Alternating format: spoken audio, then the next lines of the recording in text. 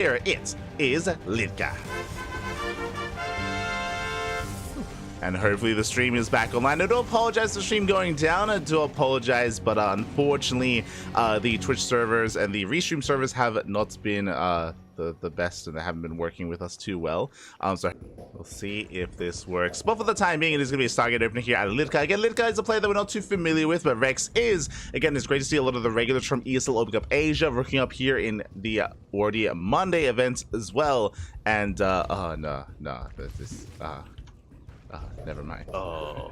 Oh, no. Oh, wait, no, wait. Oh! Are we climbing? Yeah, we're good. Yeah. Oh. Okay. Yeah, it's great to see that a lot of our regulars are coming back to sign up for the WardiTV Monday, but it's also really good to see that, generally speaking, I mean, so far, we've had 2 of these tournaments, and we've had even greater signups than I think we normally do for ESL Open Cup Asia. Mm-hmm. You know, being 2 hours later really helps a lot. Yeah, I mean, there's a couple of things, right? So the event is 2 hours later, that is true, but also the home server for this event is the Americas, not South Korea. So because of that, Korea doesn't get prioritization when it comes to like Korea versus other people from Korea versus friendly for a more global kind of player base. And that means that Europeans and Americans are a little more incentivized to compete and to play.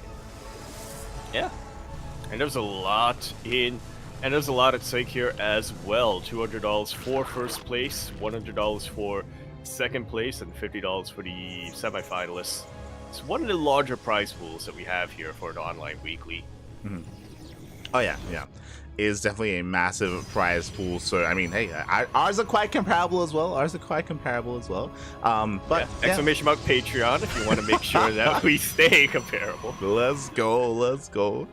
As we do have Lidka opening up initially with a Stargate with a standard opener into a +1 air attack into 2 more Stargates. We're not very familiar with Lurka, but already they've stolen my heart. They're like, why can't all PVZs be this again? Remember the Void Ray meta, you know, from 2021? Yeah. You're an animal. At times. But yes, Void Rays are on the way. For the time being, Rex is jumping up Hatch Gas Pool, getting to a 4th base as well. Rex is just happily droning up and settling in. Meanwhile, this isn't just going to be Mass Void Ray. We do have a Fleet Beacon on the way. I mean, this can still be Mass Void Ray into Flux Veins, or this can be the beginning of a transition into Carrier or Tempest. Yeah, on 3 bases, it is a little bit tricky to go into your endgame Golden Armada like that. So for the time being, I imagine we'll still be seeing a couple more Void Rays, maybe a bit more Flux Veins, and then when we get a 4th base down, we'll start to see that full transition into Sky Toss. Now, Rex, I mean, this has to be at least a little bit of a tip-off, right? Having 2 Void Rays float across the map already, he's got to know that something's up. Yeah, 100%. You know, with this and many Void Rays, I mean, something is wrong, something is amiss. We have Overlord Speed on the way, and I'm curious if Rex is planning to go for something a little bit more intense, like a Roach Queen Drop-A-Lord All-In, that is designed to shut down something like a Carrier Rush, but this is additional Void Rays. It is going to be Flux Veins. Here we go. These Void Rays are going to be speedy boys for quite a while. What is the sweet spot to stop at, like, when it comes to Void Rays? Going into Void Rays and then transitioning into... Well, I say and then transitioning into Carriers. I assume that's what we're going to get here. Yeah, I assume... As the first Carrier pops out. I assume so as well. Or is it production? It's going to be 6 Carriers for the time... Sorry, 6 Void Rays for the time being here for Lidka.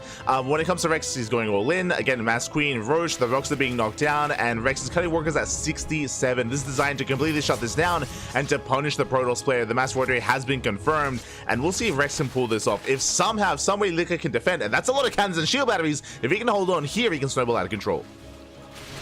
Yeah, we'll see if this works. For the time being, Rex's anti-air capabilities are very much limited to these Queens. And Queens, of course, are very much limited to where they can traverse on creep. Yeah, but that's what the Overlords are for, as they can spread that creep. The Overlords are going to be focused down here by the Void Rays. Interesting choice that will heavily supply block Rex. That it will too.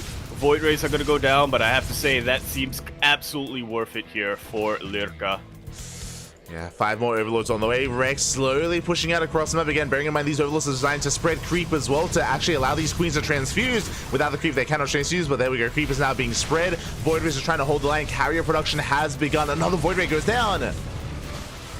Yeah, things aren't looking too good. We do have cannons finishing up here. We do have shield batteries and battery overcharge, but there's no buffer for them. These roaches and ravagers are going to dive right on top of these cannons, of these shield batteries, to just one-shot them down. Yeah, and it looks like the back hasn't broken. The cannons, the shield batteries. Yes, there are some carries and Void Rays, but only 2 Void Rays and 2 carries. The Roach Ravager can still push it forward. They're going to be pulling back to the Queens. Queens, they can transfuse. There is finally Creep, and with transfuse, the Queens, they should be able to hold their own.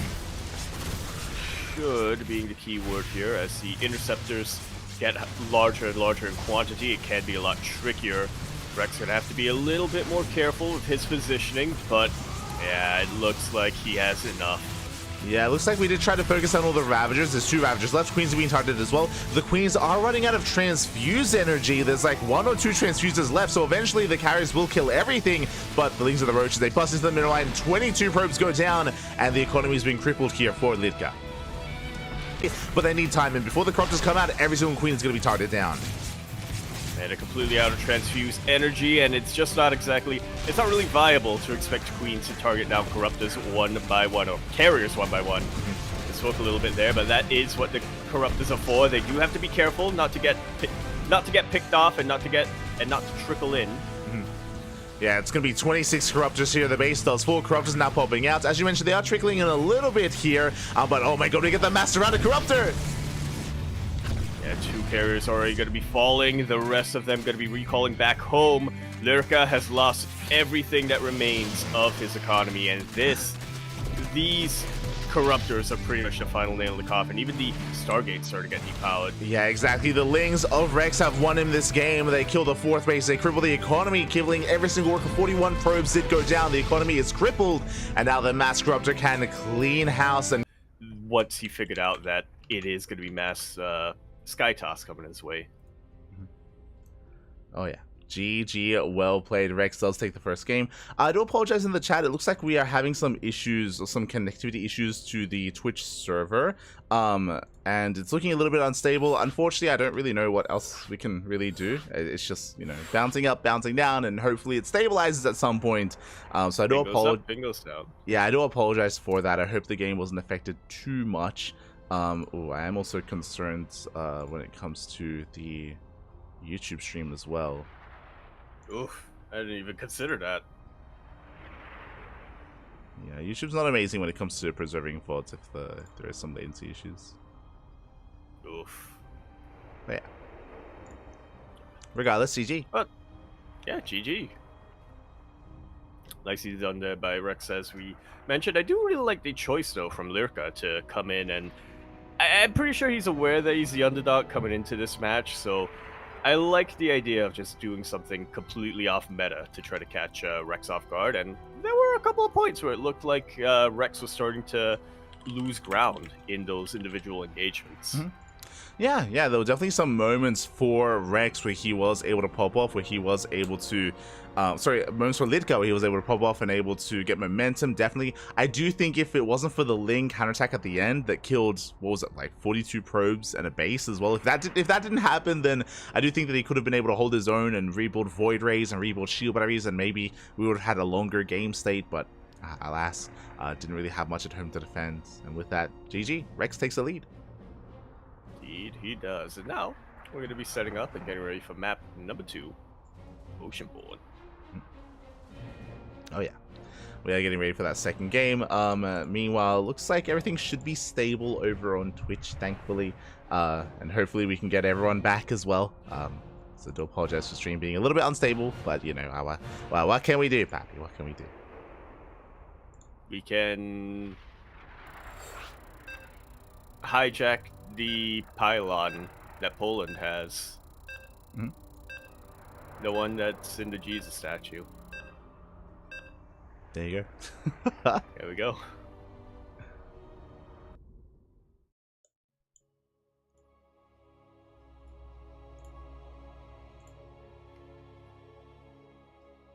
We can hashtag blame Telstra.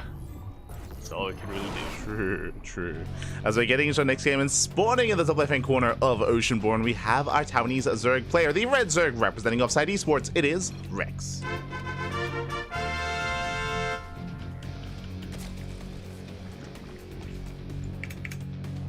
And spawning over here in the bottom right-hand corner of the map, spawning all the way in the bottom right, we of course have our orange Protoss player coming down from the land that they're coming down from, representing themselves as far as we can tell here. We have our Skytoss connoisseur, Lurka. Not Lurker. You go. Oh, well, they could be a Lurker. They could be a lunker. It's true. It's possible. We haven't seen his face. Yeah. Could be Max Packs. Oh. Are we going to see... Because we did see Max Fax on the bracket earlier on. Mm-hmm. True. Are we going to suddenly see a dramatic mask-off face reveal? Or whatchamacallit? He whips off the mask and it turns out he was a lunker the entire time. Ah. There you go. It was really a Zerg player. Called Lunker. He was actually Hydra. Oh. Exactly. Mm-hmm. Yeah, makes sense. Think about it.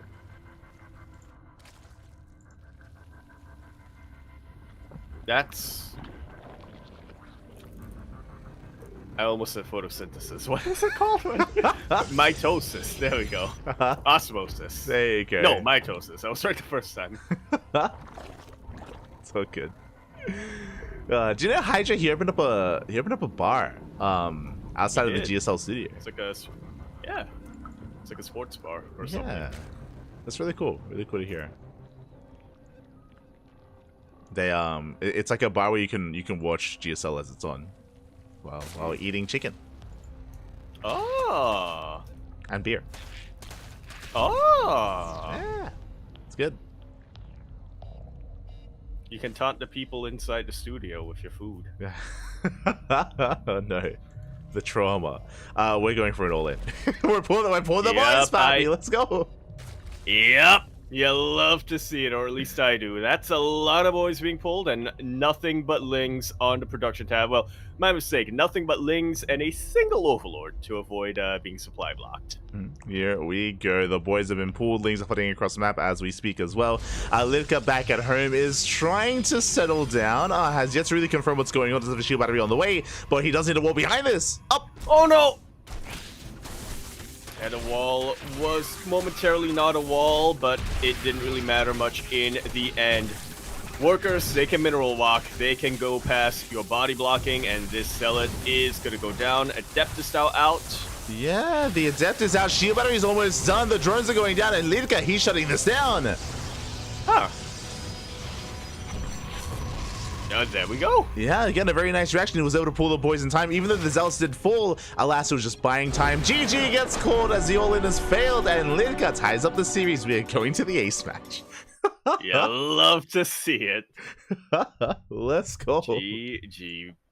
Nicely done here. As he was saying, it really came down to the very quick reaction coming out here from Lurka. Yeah, Litka wasn't able to fully wall off in time, but because he was able to pull the boys, he was able to trade with the workers, able to buy time as well, and yeah, Litka, that was a very nice hold, very nice defense. Yeah. It looked pretty worrisome at the start when the Zealot started to pull back, but as we found out, the reason why the Zealot pulled back is to get more surface area for the probes, question mark. There you go. There we go. That's what I'm going with. Yeah, really good drilling overall. Yeah, from the Protoss. There you go. Exactly. See, Rex, he thought he would drill, Uh-huh. but in the end, he was the one who was drilled. There you go. He did get drilled in the end. And Rex, again, I'm sure he's maybe not as familiar with Litka as others. Like, I mean, we aren't either. And because of that, maybe thought he could get a nice, cheeky, easy win at the start of the game. Alas, he is denied. And now suddenly the favorite player in Rex is forced into the ace match. I mean, there is a chance here for Litka to fight back. I'm curious what else he has up his sleeve. We weren't able to really embrace anything in game 2. Does he only rush into Skytoss, or can he do something else? Well, we're about to find out as we spawn into Alcione for our ace match, our final map of this best of 3, where we're here at the bottom left-hand corner map, spawning all the way in the bottom left. We, of course, have our red Zerg player coming out from the land of Taiwan. course, going to be representing Offside Esports, not gaming. We have Rex. And spawning in the top right-hand corner, we have the blue Protoss player. Ooh, but defending in the previous game, forcing the ace bench. Can he bring it home? It is Lidka.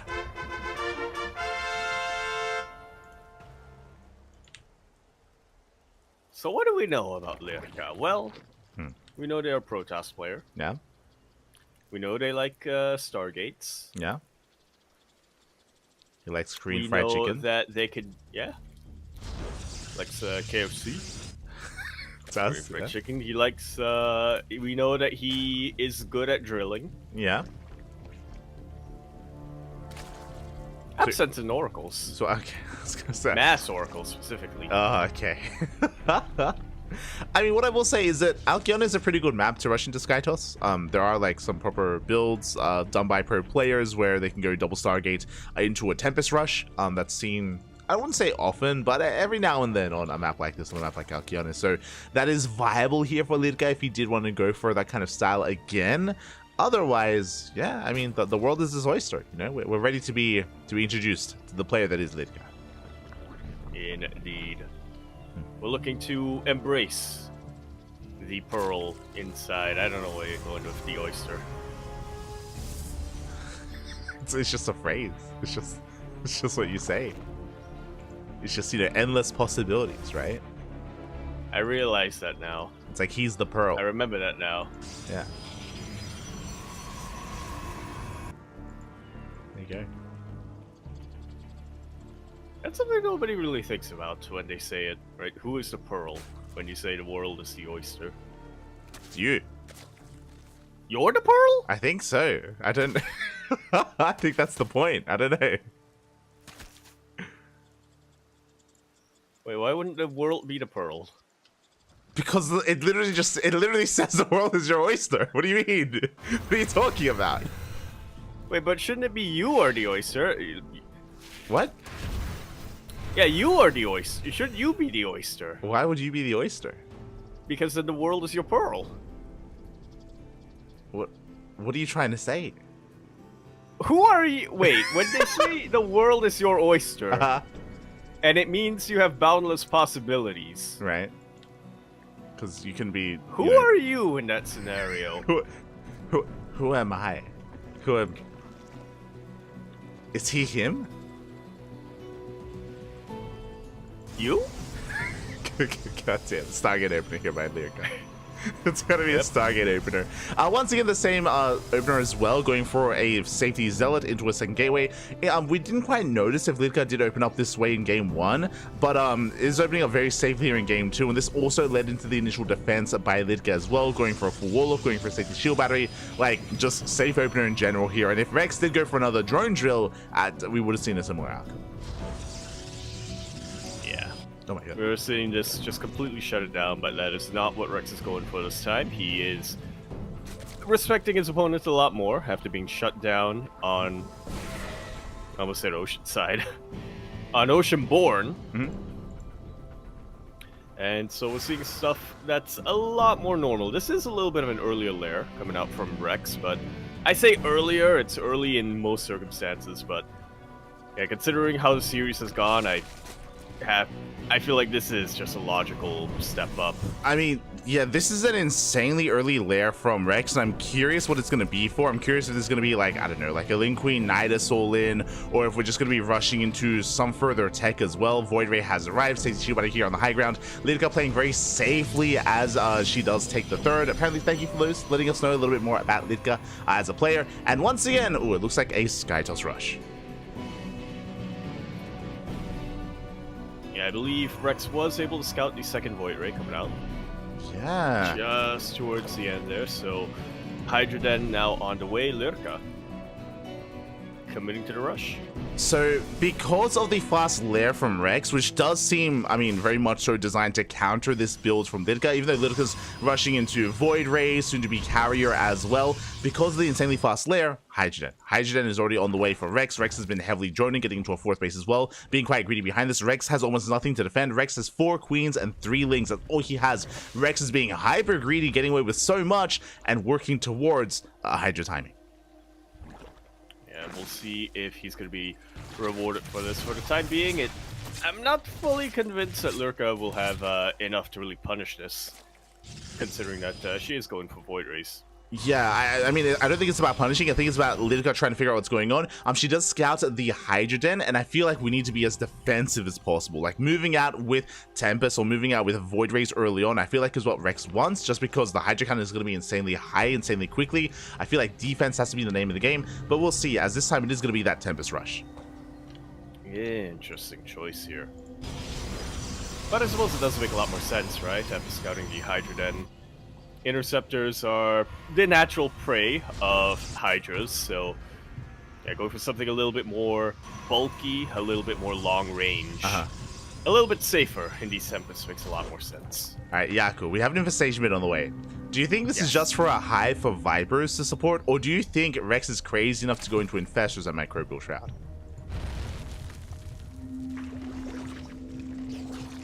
Yeah, I'm gonna go with Infestors here. Okay. Not necessarily for Microbial Shroud, Okay, but okay. Rex, he does like his Infestors in general. A couple of good fungals on top of Skytoss Army can really allow him to punish it with all of these Hydras. Groove Spines have already finished up, by the way, so yeah, these Hydras have already gotten their range, or all the range that they need. Metabolic boost, or metabolic boost for Hydras.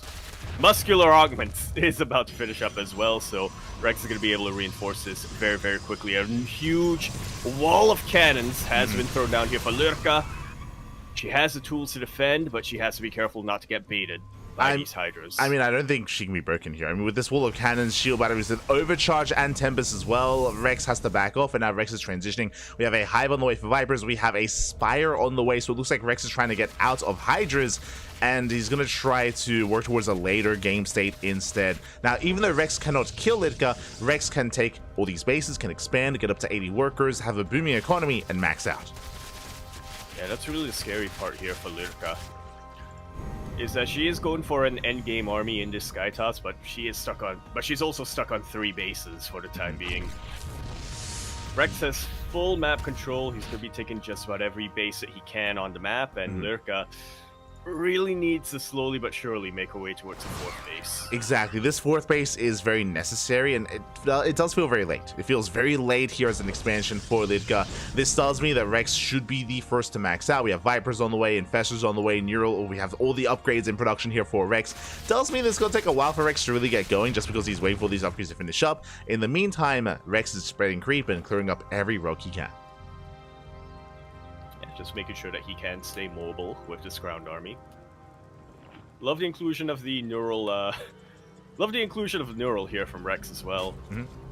He is rejecting Microbial Shroud and just embracing a bit more chaos, is how I put it. Yeah. He's kind of getting there, but again, it's going to be slow going here for Rex, especially if he intends to go for later upgrades. Second Spire's on the way. Rex pushing forward, and can Rex deny the 4th? Well, we'll see. Second fence not finished just yet. But the Skytoss army is not far behind. So saying this 4th base is absolutely essential right now for Lurka to be able to sustain this army. Yeah, exactly. And here comes the Infestor. There's the Microbial Shroud. And with the Shroud, the High Templar, the carriers, they don't do much damage here to those Hydras. The base is under fire, but alas, there was only enough energy for 1 Microbial Shroud, and Rex will have to back off. That Freudian slip is actually a really good point. High Templar, 2 or 3 of them would absolutely just complete this army for Lurka, I think. Oh yeah, yeah. A couple of High Templar, a couple of Archons. That's my biggest concern here for Lidka's army, is that it is purely Skytoss, which is not amazing. It does have a bit of a skill cap, or it does have a cap when it comes to how much value it really does accrue like over ceiling, time. Yeah. Yeah, it does have a ceiling or diminishing here. returns. Yeah, so hopefully we can incorporate some other supportive units soon, and it isn't just purely Carrier Void Ray Tempest.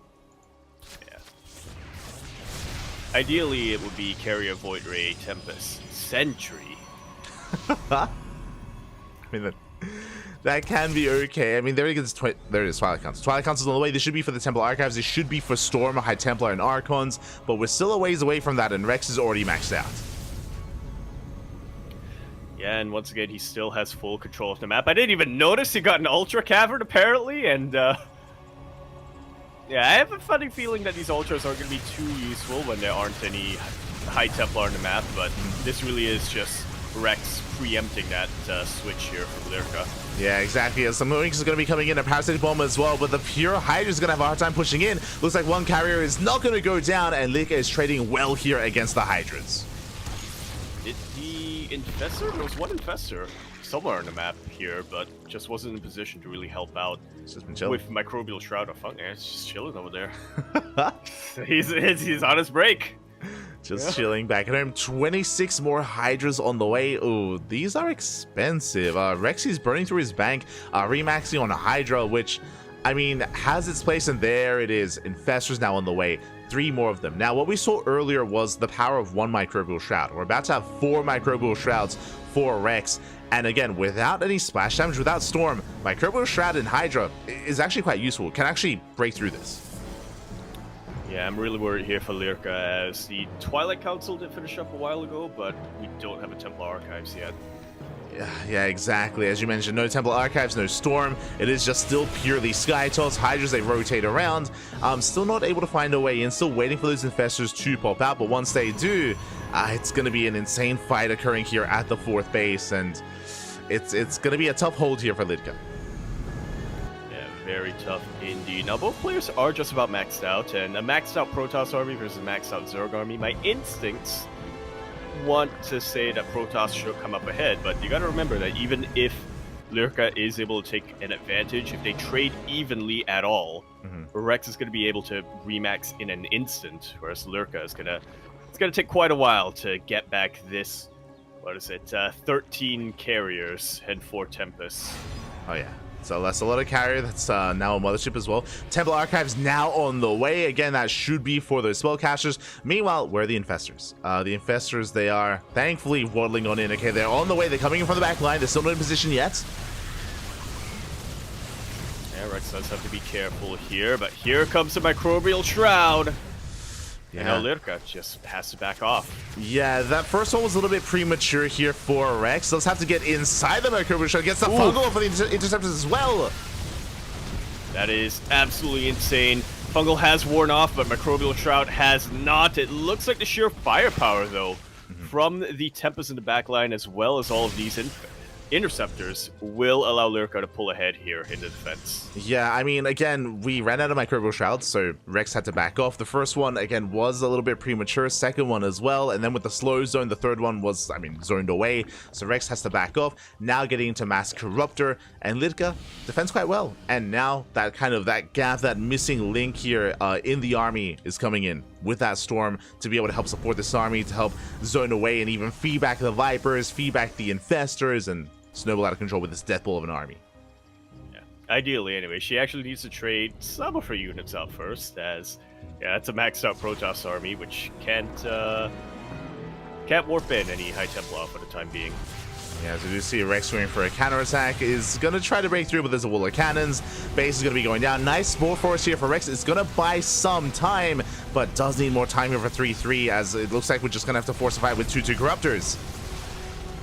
Yeah, the gold base will go down, and Rex, for the time being, looks like he's willing to give it up, which he should. I mean, he has practically every other base on the map, but he will need to regroup. He is just waiting for 3-3 to finish up, or at the very least +3 ground armor to finish up. Yeah, as we do see the Corruptors massing up. Nice Fungal here on the initial Interceptors, and we can go for the power bomb. We can go for the dive. Yeah, we're gonna try to. The Parabomb is helping out a ton with all of these cloaked units. And it looks like the fungal Parabomb combo is gonna force the recall. A lot of Sky Toss units go down, but in the end, probably a blessing in disguise, because now Lurker's free to warp in a bunch of High Templar. Yeah, exactly, and there we go. High Templar are going to be morphed in. They're slowly gathering energy for Storm. Likewise, Archons would be ideal as well. Currently, what Litka is really vulnerable to is a Parasitic Bomb and then a dive on top of the Parasitic Bomb to kill everything in the sky, but Archons will deny that. Archons will deter that, which is also why Rex is backing off and building up Ultras to help deal with that. Yeah, these Ultras, they gotta get into the core of this Protoss army. Need to hug these High Templar. Which can be a little bit tricky when there are structures out in the map. I'm liking this a lot for Lurka. She has finally been able to break free from the 4-base contain, well, quote-unquote contain. 4 base is still a lot of bases, but I like that she's continuing to expand here. It's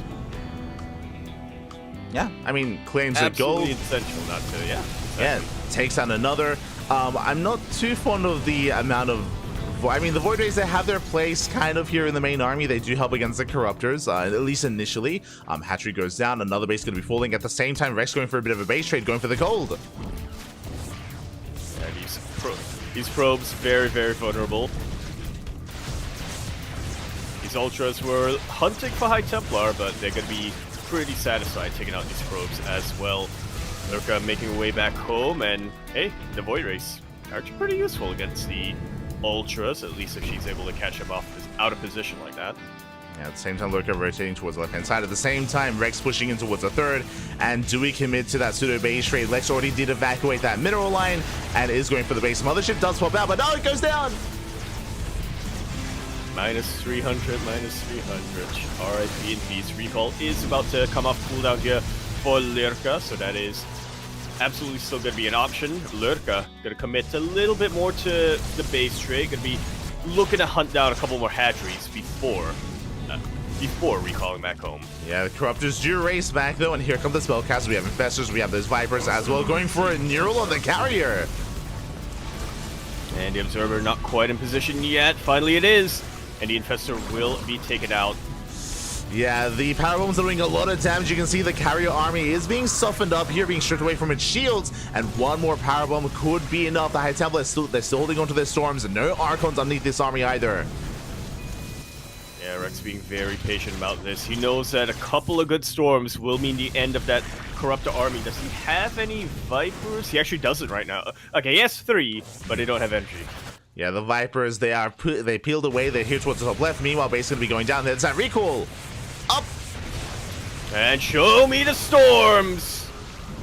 Will completely zonerate the Corruptors, but unfortunately for Lurka, the gold base will fall regardless. Yeah, the natural did fall as well. They cut down to 3 expansions, really 2 base mining, or 1.5 base mining, as the main base is fully mined out. There are some Void Rays that have been left at home, but there we go. The entire army is going to be coming together here, and we'll see if Rex can take the fight. Has been amassing up those Corruptors. The Spires were sniped, so no more Corruptor production here for Rex. He actually can't remax. Oh. That he cannot. And I'm actually really liking this army for Lurka. There's a couple of good storms, a couple of well-placed a couple of well-placed prismatic alignments, and that can mean the end of this army. But here come the Parabombs right on top of the carriers. Just about every single Sky Toss unit gonna be caught in that. Oh my god, the carriers, they get so suffered up, but they survive. That's what's important. 1 or 2 more Parabombs can be enough to shut this down. Vipers are gathering energy, but they're also quite vulnerable. You can see they're trying to focus them down. Yeah, pushing forward with these Void Rays, but leaving them a little vulnerable as well. Another base falls. Rex still has a pretty massive bank, but the economies are about to look pretty comparable. Rex still needs to buy more time to finish that Spire and spend this bank on nothing but Corruptors. Yeah, but here we go. He's going for the dive, and there we go. It's all or nothing. Dives on the Parabomb as well. We'll take out most of these Void Rays. Oh, but the storms are brutal. The storms are absolutely brutal. Couple of real good feedbacks as well, but in the end, it looks like Rex has just about enough Corruptors to take out the Sky Toss army. The Queen's dealt with the High Temple underground. Yeah, the High Templar. And he still has a bank. He still has that bank. What I'm most concerned by is that Rex has no larva. That's what I was about to say. Even though he was finishing up the Spire, he actually couldn't spend his money. He has no larva whatsoever, so Rex is still in a very low supply. Likewise, Litka has a bit of an economy to work with and still has production, making 5 Void Rays at a time. Litka, with Mass Void Ray, can actually win this game. Rex actually only has 2 bases. Yeah. And that's the only 2 places that are producing any larva. This is... Oh, man, and... Even the main base doesn't have any queens nearby to inject. There's still a chance here for Lurka. Yeah. That army is still looking better for her. It's one of those things where Rex has a massive bank and he cannot spend it. He cannot spend his money. He does need as much larva as possible. He's making 6 hatcheries at a time. He's just throwing down expansions everywhere to get some kind of larva, some kind of production. And until that does occur, Litka can snowball, can deathball here with this Skytoss army. Yeah, that's a lot of Void Rays, and that's quite a number of High Templar. That is, but as time goes on, the bases are finishing up. Rex is slowly rebuilding here with some Ultras or some Infestors. If given time, Rex will get out of hand. Litka is on a timer, but unfortunately, I don't think she knows that. Yeah, I mean, can't fault her for playing cautious. I mean, she just lost her entire main army, and typically this is when Protoss is a bit more vulnerable, but I agree, Light. If she just pulls the trigger, I think she would be in a much better position. Probably would be able to win. Oh, yeah. That's 100% here. It's going to be how many Void Rays? 10 Void Rays now. Are there any Vipers? There are 3. 3 Vipers here for Rex. Parasite Plums are going to be the way to take this fight and win this game here for Rex's bases are going down. But this is okay. You know, this is just really buying time for Rex to build up and spend his money. Yeah, he does need to be a bit careful, though. I mean, all of these bases are pretty spread out. You know, when he eventually tries to consolidate his forces, he will be trickling in a little bit. So once again, there is still a window here for Lurka to take advantage of. Yeah, there is, as we do see Lurka pushing forward, looking to take down another base. Meanwhile, Rex is slowly building up. Now, what's terrifying is that Rex is out of money. Rex has no gas. Rex has no gas income whatsoever, has 1 gas mining here towards left-hand side, but that means that what you see is what you get. Rex can make Lings, but not much more than that. He's going in. Yeah, all he has is all he's got, and fun fact, Lings cannot shoot up. Real good zoning, storms, a lot of infestors coming down, huge feedbacks on these Vipers. But the Neurals might just be enough here to push Rex over the edge. Yeah, the Neurals and the Corruptors as well. Rex will completely shut this down. The feedbacks were only placed after the power bombs had already been thrown down. The damage was done, and Litka's army crumbles before Rex. Like so. And now Lurka, the shoe is now on the other foot. She is trying to produce as many Void Rays as she can, but she's starting to run out of money. Yeah, exactly. The bases are running out. Another expansion now being taken. Rex, for the most part, looks like has done it. Remaxing on Ling, droning up, saturating some of these gases, getting his economy back up and running, and even still has some Ultras left over to deny the expansions. Like so. Hey, at least we got a cancel. Yeah, it did cancel the base. Void Rays are still building up. Pushing into this defensive line of cannons is still going to be quite difficult for Rex. It's not going to be easy, so ideally Rex wants to wait for a big army engagement out in the center of the map. So he's going to play it slow here, and this is the correct thing to do. All that Rex needs to do is deny the expansion. Just deny the base over and over again. Yeah, deny the bases. He knows that eventually Lurka will starve, and then he can start playing a bit inefficiently. Yeah, as Rex is redroning, taking these northern expansions as well. More Void Rays are building up, and Litka is now expanding here on the right-hand side, but once Rex realizes what's going on, he should be able to clean that up. Should. I mean, he doesn't really have much vision on that side of the The map. Ultras actually can't attack. Yeah, they're too fat. They are. Oh. The Zelts are actually safe. Like, they're just chilling.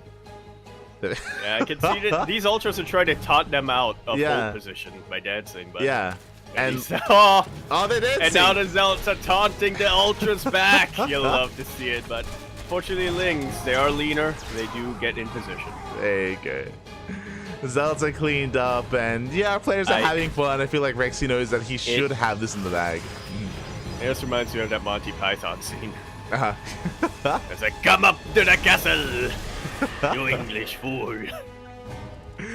Uh-huh. Exactly what's happening here, as we do have a Parabomb on the Void Race, but nice split here from Litka.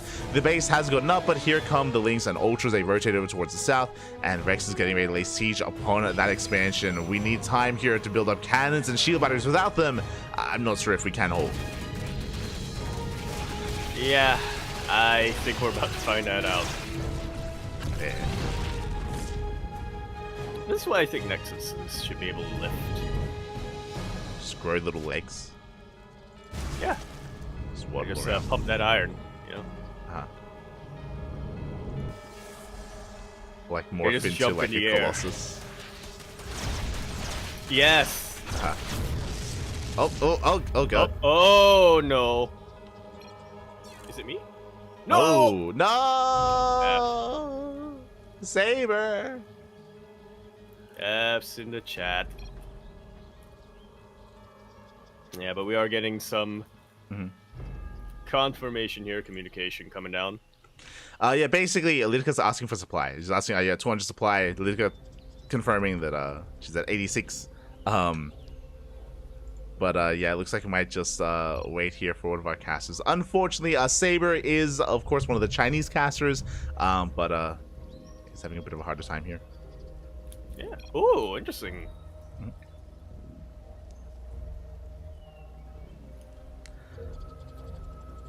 Yeah, our players just banned. Yeah, Lidka letting Rex know that she's 4.5k, and looks like it might just tap out here.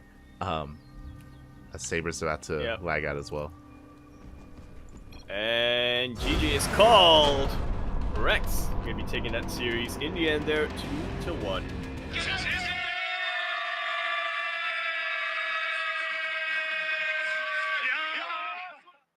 But it was extremely close, and I mean, Lurka herself was kind of telling us in the chat as well. It was a lot closer than even she was expecting, considering that she's a massive player. Yeah. GG, well played. Very, very nicely done. There were some moments where Rex, especially early on, was maybe trading a little bit too efficiently, especially when he was stuck on Mass Hydra, when he wasn't quite able to make the Hydra Microbial Shroud quite work either. But regardless, GG, well played. Rex will take the series. 2-1. Nicely done over there. Yeah, that was a very close series all in all. I mean, obviously Oceanborn, we weren't quite able to get into a full game, but I think on Alcyone, Lurka has kind of proven that she can go toe-to-toe with even some of the best players here. That I still cannot get over after the initial big army v army, maxed out army versus maxed out army clash. There was a point, there was like a couple of tenths of seconds there, where if Lurka just kind of pulled the trigger, I think Rex would have just bit it, but yeah, once again, can't really fault her for playing cautious after being in a situation where typically Protoss is more vulnerable. Yeah, exactly, and was able to get out of that kind of vulnerable state as well. I mean, you saw the power of kind of defensive Skytoss in a way where you can just kind of weather the storm and shut down wave after wave of Hydra as well. Rex did eventually get into a superior army with Corruptor, Infestor, and Viper, but even then, even in those fights, it was still very, very close between the two players, and yeah, just really impressive stuff here by Lurka. Yeah, that series took me back to 2021. Where it was a race for Protoss to get to 4 bases and then just turtle up. Yeah. That was, try to just keep going. That was quite a time in the meta. Yeah. Thankfully, it was definitely one of the metas of all time. It was a meta of all time. True. Not wrong. But regardless, with that, GG well played. Rex will advance on into the next round, and we can take this moment to have a look at the bracket. The bracket is massive, and the bracket has been updating over time. Indeed, quite a number of updates that we have here, so we'll get over them. Starting from the very top, T-Bull, glad to see T-Bull back here, has taken out Gemini 2-0 and is now facing Clem in that second round. Yeah, let's go. T-Bull, he's back from Oh, we just got another update. Well, he's back from retirement, he's back for revenge, looking to lay waste upon Clem, but alas, maybe spend a little bit too much energy on Gemini, and I'm sure Clem is thankful that Gemini was able to wear T-Bull down, as Clem takes the series 2-0, waiting for the winner of Mana and Geralt. A bit of a Polish on Polish PvP. Oh my god, but I don't want to gloss over it. Mana took down Gumiho 2-0. yeah, not exactly. Yeah, not only did he take out Gumiho, but it was a clean sweep. Gumiho, after just about a week ago, he came out and it looked. I don't want to say he solved TVP because we all need a solution to that a long time ago, but he was looking very, very solid in the matchup. Just able to figure out how to make all of his quirks work. So for Mana to come in and say, no, there's a reason why your style of TVP isn't used by anybody else, Gumiho, I would say is a very impressive result here. Yeah, I do hope that was being covered by, I'm not too sure what series Wardy covered, but I would have imagined it would have been Mana versus Gumiho. It was a very high-profile match, so I hope that was covered. Regardless, GG well played. Mana now up against Geralt in the next round. Scrolling down, we have Moja up against Cure in the round of 16 in the TVT. Yeah, Cure, he is back. Likewise, Shin already in the next round. Shin takes down Nickrak 2-0. Shin waiting for the winner of Cure, and Moja waiting for his Terran opponent. Oh, and yeah, great to see Shin returning once again. Kind of like the Zerg equivalent of Bjorn, just a very active player nowadays, playing in every single online tournament. We need to figure out who the Protoss equivalent for that is. Normally, I would say Hero, but he hasn't been back yet to online events, but I'll figure it out. Meanwhile, we are still waiting for Lunacy versus USSV. Winner of that will be going up against Bjorn, as we just about mentioned. Rex, of course, had the very close series against Lirka, but ended up pulling ahead. And so now we're waiting for him to finish up the vetoes with Lambo, and then we'll be jumping into that. Meanwhile, Dash looks like he got the walkover over his opponent in Strongman, and they face off against Max Fax, and Max Fax, to the surprise of no one, did come ahead in that series. He is waiting for the winner of Trap versus Rebellion. Yeah, there's a lot of Protoss down there. Max Fax, Dash, Trap, and Rebellion, they're all facing off, and we'll see if Max Fax can be denied, if he can be brought down here in this tournament. As you mentioned, though, we have our next series. We're following Rex into Lambo in a ZVZ. Indeed, we are. I don't remember what ZVZ in 2021 was like, so hopefully we get a reminder here. Yeah, we could have another blast from the past. It is possible. For those that are curious, currently the vetoes are underway, and we will soon be jumping into that ZVZ, most likely following that into Bjorn in the next round. But it looks like that portion of the bracket is still underway. Looks like they're still mid-series. Indeed. It's always that one series. It's always that one series that we end up waiting for. Oh, yeah. Yeah, exactly. Also, as a reminder as well, both semifinals will be casted. That does mean that if if we're focusing on the lower half, and if the upper half is a little bit faster, then we will have to kind of abandon some of these series and hop over. They are going to be played one after the other, so we'll try to keep up. Just because it looks like the upper half of the bracket is progressing a little bit faster, just a little bit. Yeah. We'll see how it all lines up. Will the stars align? Will the planets? Will the PC bangs or the telcos work in our favor for once and delay some of these matches in a way that allows us to get maximum coverage? We'll see. For once. For now, though, we are going to be going on a short break, so take this moment, everyone, to get some snacks, get some food, get some water, get ready for a night of StarCraft. When we come back from the break, we should have that ZVZ between Lambo and Rex. Yeah, we'll see you then.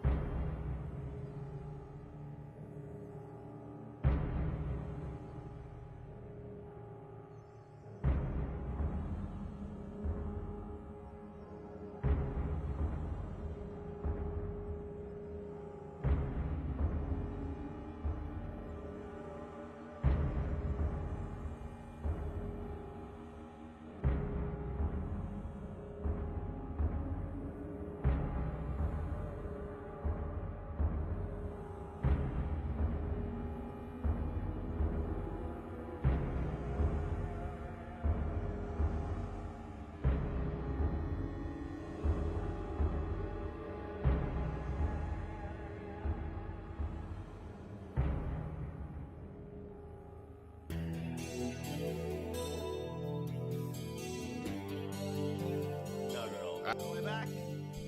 And we are back!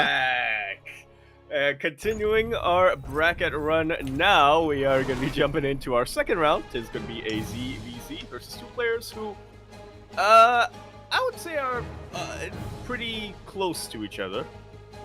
And we'll see if that ends up resulting in a close series as well. We're kicking things off now on site Delta. Over here in the top left-hand corner map, starting all the way in the top left, we of course have our red Zerg player coming down from the land of Deutsch, Germania. He's of course going to be representing Shopify Rebellion. We have Lambo, the Rambo.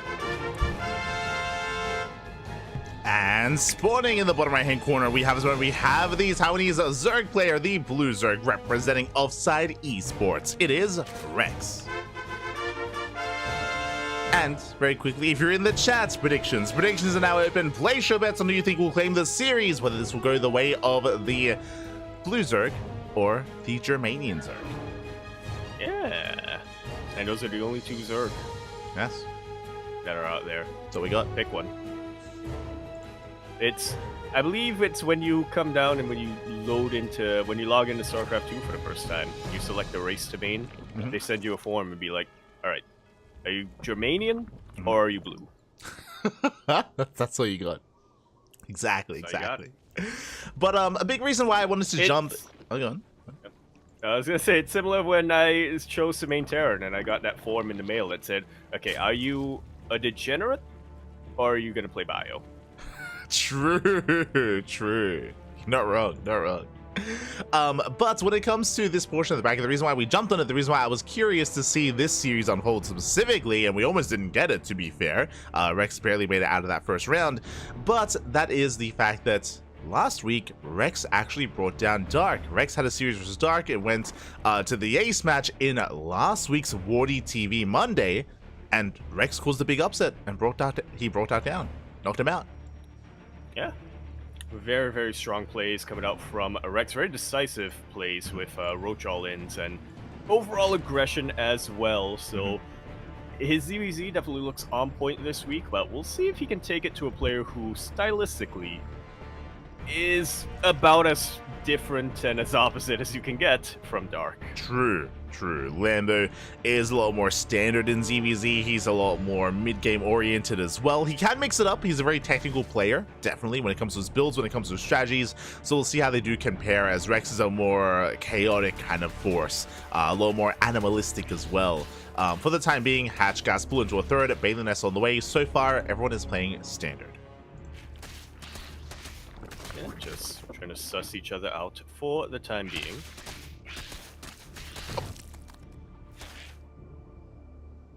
A little bit of micro battle going down. Lambo could be pulling slightly ahead with that one kill.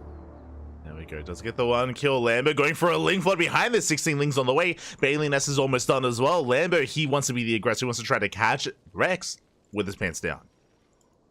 Here we go. It's not really a dynamic I'm too used to, but I'm glad to see it. I'm glad to see Lambo mix it up quite a bit here. And he's even hidden all of these Lings as well. Yeah, the Lings were hidden. Rex, he just droned up a little bit too much. Bailings are on the way. Roach Warren as well, but Rex, he needs Lings. He needs as many as he can muster, but he just doesn't have a lot of larvae to work with. Like you said, he droned up just at the worst time, just before he scouted all of these Lings coming down. Yeah, now we get a full surround. Bailings have arrived as well, and that hatchery is so close to folding, and it looks like it will. Up. Yeah, it's going to have to be forfeit.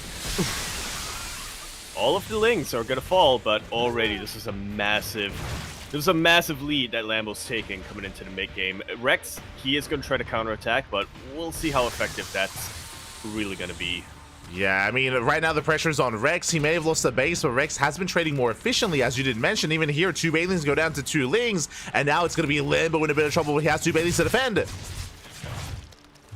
He needs to make sure he doesn't waste these. He needs to be very, very careful about Rex trying to snipe them. Queen's coming down, and they're going to help out a ton in keeping these Banelings alive right until the very end. Yeah, we do see you Rex. See a transfuse on a Baneling? Well, We're not going to see it this time, but it might work. I mean, yeah, the Banelings are kept alive. The third base is still up and running here for Lambo. At the same time, going for a big counterattack. Rex is trying to expand, trying to retake his third. But can he? Here is the problem here, as we do see Lambo getting ready for, once again, another run by another counterattack. Waiting just outside that third, waiting for the ambush. Rex unable to get much done with his counterattack. He is just going to try to out-macro Lambo as best he can. Yeah, he gets eyes on some saturation here at the third base. Lings have arrived, but there are Banelings in position, and Rex should be able to fend this off for the time being. There's just not enough Lings here for Lambo to really pose a threat to the expansion. That there is not. Going to be losing his Banelings in the end here, but Oh. he sacrifices them for clearing out most of the initial Lings. But here comes the second wave from Lambo. Yeah, and the deja vu is real here. Baneling's going to try and find some juicy connections, and the last day will be denied. Both Banelings go up, and that means Lambo can go straight for the kill, straight for the hatchery. Yeah, this Queen is going to try to do whatever it can to keep it alive. Transfuse has been spent, and it's chipping away as best as it can on all of these Lings. Roaches are now out, but the Lings, they're well aware that they can just take out the hatchery and then back away. They don't even have to turn and acknowledge these Roaches. Exactly. The third base goes down for a second time. Rex, at this point, has to be all in, is building up more Roaches, that is true, but Rex, he's on hashtag. There is no Roach speed, there is no way to very easily, very quickly move out across the map. Lambo back at home has been droning and does have a massive economic lead. Yeah, the initial snipe on the hatch was good. It gave Lambo a bit of a lead, but coming in for round 2, taking out the hatch twice in a row, Lambo is just shooting so far ahead when it comes to the income. That line, it's going up. Oh yeah, it's going up, Pappy. It's going up in favor of Lambo. Rex back at home. It looks like it is going for an all-in. He is not taking all of his gases. He's staying on a bit of a lower drone count, staying on 43 workers, and he's building up as many Roaches as possible. It's going to be the only way here for Rex to bounce back in this game, or to claim this game, I should say. Yeah, I 100% agree. He doesn't want Lambo to take out that third base a third time. Exactly, and here we go. Now, if Lambo is droning up too much, he will be in trouble, and he has droned somewhat here, getting extra gases at the third base. Has been droning, but is now focusing on Roach production. Looking at the units tab here, Rex does have a slight advantage here when it comes to the Roach count. Is that enough, though? Because there are also going to be Queens to help defend for Lambo. I'll see how good the Concave is. No Ravagers here for Rex, which is definitely going to hurt him. A couple of those good corrosive vials, of course, that micro is absolutely key, and it looks like Rex was a little bit too staggered here with his initial 2 Roach waves. Yeah, exactly. His first wave was dealt with. We do have Banelings coming in to help support. They will connect with the Roaches, then we'll soften them up. But alas, with reinforcements, with the defensive advantage, Lambo should have enough to break through these things. They do come in, though. Up. And they're going to try to provide enough of a buffer for Rex to try to pull ahead here, but let's not forget, Rex isn't the only player who has reinforcements. GG is called, and Lambo can take game number 1. Ooh, GG, well played. Lambo will take the first game. Very nicely done. And again, Lambo just kind of subverting expectations in a way. He was able to catch us and Rex off guard by being the aggressor here in game 1. Yeah. Not something that I'm too used to as a viewer, and I'm sure Rex wasn't expecting it either, coming out from Lambo himself.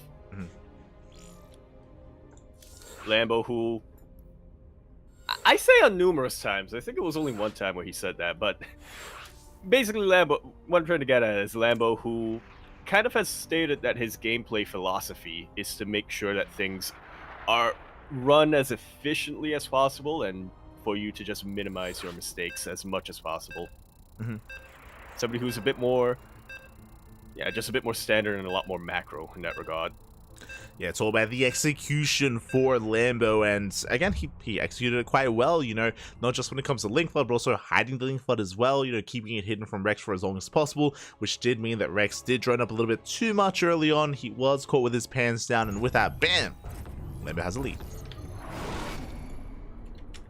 A pretty solid one at that, and here we are, could be continuing our series now on Oceanborn, where we're here in the bottom right-hand corner of the map, spotting all the way in that bottom right. We, of course, have our red Berserk player coming out from the land of Deutsch, Germania itself. We have, for Shopify Rebellion, Lambo. And spawning in the top left-hand corner, we have the Taiwanese Zerg player going for a pool first, going for a 14 pool. We have the Taiwanese Zerg player for Offside Esports. It is Rex.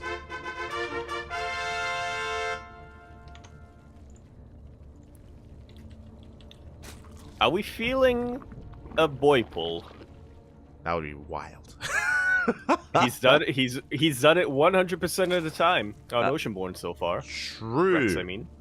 True. I mean, we could definitely see a boy pool here. I'm curious how Rex will engage. Again, for now it's going to be 14 pool into a hatchery.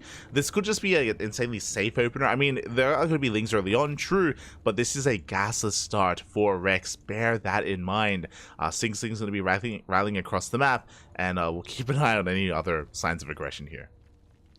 Yeah, keep my eye glued to this mineral line. Keep my eye glued to the minimap. Keeping my eyes glued. Just, it's good to lubricate them. Yeah. It's going to be gases. So very greedy start here by Rex. He does send out one drone. Actually, I assumed the drone was going to be for maybe a fast third, but no, the drone is being sent out with the lings. And with this worker, with this lined up, I believe this should be for a spine crawler across the map. Only a single spine crawler. Okay. Yeah, I guess that makes sense economically. Still in the early game, so you can't morph all of those drones to the spine crawlers, so it might as well not. And yeah, we'll see if this works out. There are a couple of positions in this natural base where you can try to sneak out a spine crawler, but Rex isn't being sneaky at all. He's just going straight for it. Yeah, now it's on Rex to buy time for the spine crawler to finish. The boys are being pulled their labor. He does pull every single worker. He's going for the spine. Yeah, gonna get that full surround on top of the spine crawler, and it does get canceled. Rex forced to back away, and this hasn't really paid off for him. He's not too far behind when it comes to his economy. I mean, his natural base has just about finished up, and he does still have these lings, so we'll see if he can get more damage done. But alas, he cannot. Yeah, the lings are being cleaned up. He gets a full scout, but again, a really crisp reaction out of Lambo to pull the boys, shut down the spine, to get everything back up and running, back mining, of course, as well. And Rex has to go back home and try to settle down. Rex does have a higher worker count because he's been droning this entire time, but that also means that Rex is going to be vulnerable here to Lambo as Lambo is moving out across the map. Like so. A couple of queens about to finish up here for Rex. And we'll see if that's going to be enough to chase away all of these lings. He does not have any lings of his own. Yeah, no lings, but there are 3 queens. That is going to be enough, so Rex does defend. Bearing in mind as well that this has been gasless. No gases in the main. Gas is only now being taken by Rex, and this should be for 2 base roach. Rex should be walling up, throwing down a roach horn, throwing down an Evo chamber. Link speed kicks in, and Lambo just runs past the queens. And he gets a full scout on top of this main base, and I think Lambo has just about put 2 and 2 together. He scouted the lack of gas in the main. I believe he scouted the gas in the natural. Yeah, exactly, and so far is able to pick off another transferring worker. Gets 1, gets 2 drone kills. Very nice pickups here from Lambo. Behind this, Lambo getting a 3rd base, joining up quite freely. And again, he should be working towards his own roach production as well. He should be skipping out on the Bailey nest. Yeah, he knows that there's a little window of opportunity here where Rex basically has 0 map presence whatsoever, so he's just going to drone up while he can, and like you said, eventually switch into getting an army of his own. Yes, he's getting so many drone kills. Another drone goes down as well. Lambo getting just trading so efficiently here with a handful of lings. He's finally going to be forced out, finally going to be forced back. But Lambo has done well. Lambo has a massive economic advantage. And Rex is investing into ling speed. That is interesting to me. Usually you would deny it or you would just skip it in this kind of scenario. But Rex is taking a faster 3rd base and Rex is making a wave of lings. Not just a couple though. He's forcing Lambo to make roaches, and he's gonna come in flooding the army of lings. I love this idea from Rex, but we'll see if we'll see if he's able to actually execute it. Yeah, so again, we've kind of seen this scenario before, but basically Rex, he fakes 2 base roach and he's going for a ling flood. Ling speed was not scattered by Lambo, so Lambo has no idea. As a result, Lambo will only have queens and lings to defend. He will not have bailings. We'll see if that's going to be enough though. We'll see if Rex can still pull this off because Lambo is already making roaches. Yeah, A couple of them at a time. Lambo will confirm the 4th base, and more importantly, will confirm the Lings making their way across the map. He still doesn't have a Baneling nest, but he is going to be able to position himself. There we go. The wall is now up and running. Yeah, the wall is up. One queen gets locked outside of the wall, so the queen is going to be shut down. Some of these roaches as well. And Rex, it looks like he won't be able to break into the natural, but he can shut down the 3rd. And that should just about be enough. Well, I say should just about be enough to give him an edge, but it'll be enough for him to start gaining an edge. Exactly, as he wants a little bit more damage, goes to the queens, is going to be deterred by the roaches. The 3rd base goes down, but again, Lambo has still had the greater economy for longer, is building up those roaches, and Lambo should be able to hit that +1 timing, +1 range well underway. It was a good pickoff by Rex, as you mentioned. It was a very nice pickoff. Is it enough there? Well, we'll see. Rex is now switching into roaches of his own, but Lambo, he already has them. They're already out on the map, and they're already looking to counterattack. Lambo also going for a Spire behind all of this. Yeah, cheeky move by Lambo going into Mutas. It shouldn't be too much of a commitment to Mutas, but Mutas nonetheless to hunt down these Overlords. You can see that Lambo's trying to keep up with the Lings of Rex. The thing is, if Lambo commits to a fight, then Rex will also commit to a big Ling counterattack as well. So Lambo's keeping up, but he does shut down some of these Lings. Yeah, before the fight even begins, not too bad. Rex, however, starting to gain a couple of roaches of his own. Upgrades are quite lacking here for Rex, but you know, that's what these Lings are for.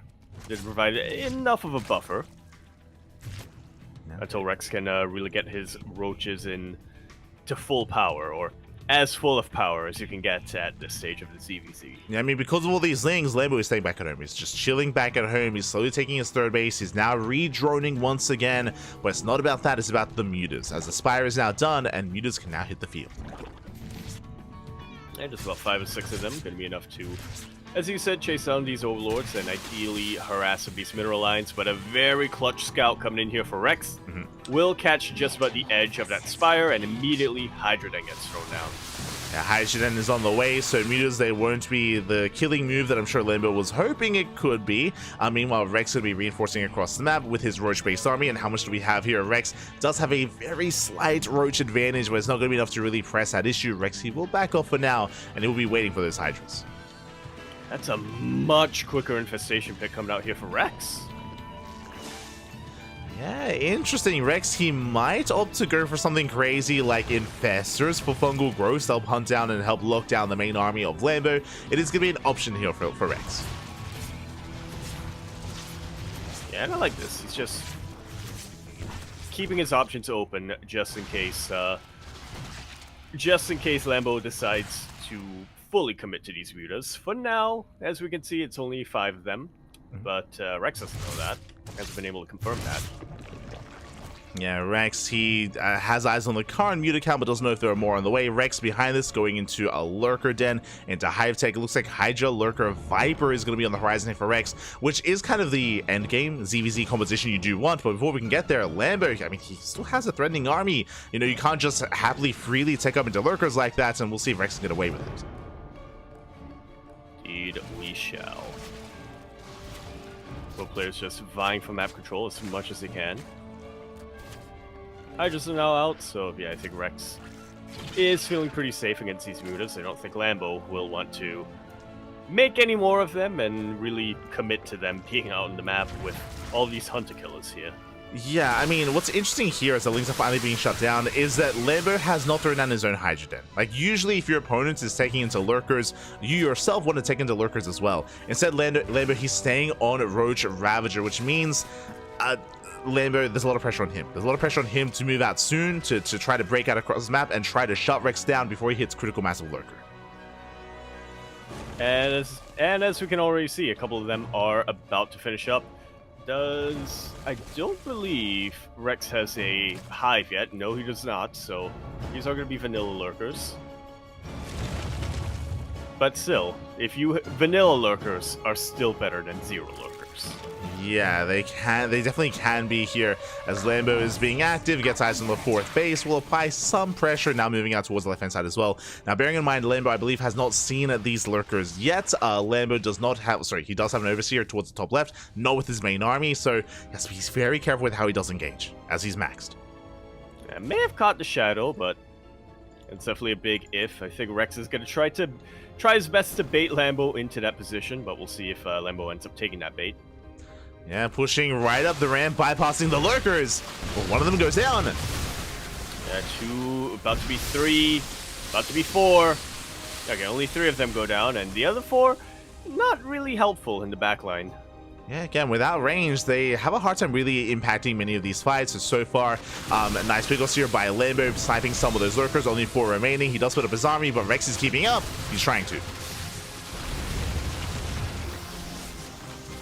Yeah, once again, these lurkers are going to prevent the Roach Ravager armies from gaining ground, but they don't really do much in terms of pushing them back. Yeah, exactly. As Lambo does rotate towards the center, fighting wherever the lurkers are not. It's going to be Roach Hydra instead for Rex, and Lambo has a little more potential with this army, but Rex, he does start to step forward. Oof. Yeah, a couple of really good biles, though, come down here for Lambo. Rex losing a lot of his units, arguably unnecessarily. Once again, the Hydras, or the lurkers, they want to be useful so badly. They want to contribute as much as they can, but in this state, they're not. Yeah, exactly. The Lairtech Lunkers are not ideal, but they do add some support. One more lurker goes down. There's one lurker left with the main army. At the same time, we come in for a flank. We come in from behind. Yeah, a couple of those lurkers will burrow and get a couple of volleys off, but there's detection here for Lambo, and this is a much better concave for him as well. Yeah, it was a better concave, but with the help of all these Hydras, there's just that much more DPS for Rex. Rex, he's slowly gaining ground. Bearing in mind, Rex doesn't have Hydra speed. I don't know if you noticed, but the Hydra's actually slower than normal, so doesn't have speed to work with. That is concerning when it comes to dodging biles. I actually didn't notice that. But Rex is pushing through. Yeah, starting to break on in. He's right outside the third base once again of Lambo. He is barely outside. More Ravagers morphing in as well. Looks like they might finish up just in time. More Lurkers on the way, but the biles are going to be available. Yeah, a lot of them starting to get dodged, but it does chase his army back for the time being. Rex, he really wants to bait Lambo into these Lurkers, but Lambo is aware that they exist. He is not taking that bait. Good bile connections will land. Yeah, once again, there's no adaptive talent, so it's that much more difficult to unburrow and get those lurkers out of there. Meanwhile, lurkers are exposed! He gets both! Does get both. A couple of volleys did pop off, but not enough. Maybe just enough to impact this fight. Seismic Spine's about to finish up as well here for Rex, but he's out of lurkers. Yeah, he's out of lunkers. He has to back off. He has to rebuild. Meanwhile, Lambo wasn't just stuck. Excuse me? When you become the mob. Our bases has more efficient mining, and Rex needs a little bit more time. He can definitely outscare lurkers. The other player also does head in that direction, so that is the case here for Lambo. And one Hydra. There's no detection here. Once again. And once again, no detection. This hatch is just about forfeit. I say that as the Overseers come right at the nick of time. Yeah, the army does respond Nidus into the main base as well. Rex is trying to pull Lambo apart. So far is actually doing it here. He does do quite a bit of damage here towards the south. Nidus in the main base is going to finish up. And supply-wise, Rex is keeping up. He is keeping up. Unfortunately, there's nothing in the Nidus Worm. There's no lurkers to make use of, so nothing in the main base. Vipers are locked, although they're ready to go. They do Blinding Cloud. They do force Rex back. That's a lot of Hydras. Yeah, not a lot of toughness in this army. It's very much so a glass cannon. It is very Hydra-centric here, and not too many lurkers to speak of either. We'll see if this is going to work out well for Rex. Does push forward once again. The Blinding Clouds do shut him down. And the Ravagers are the cherry on top of that. Oof.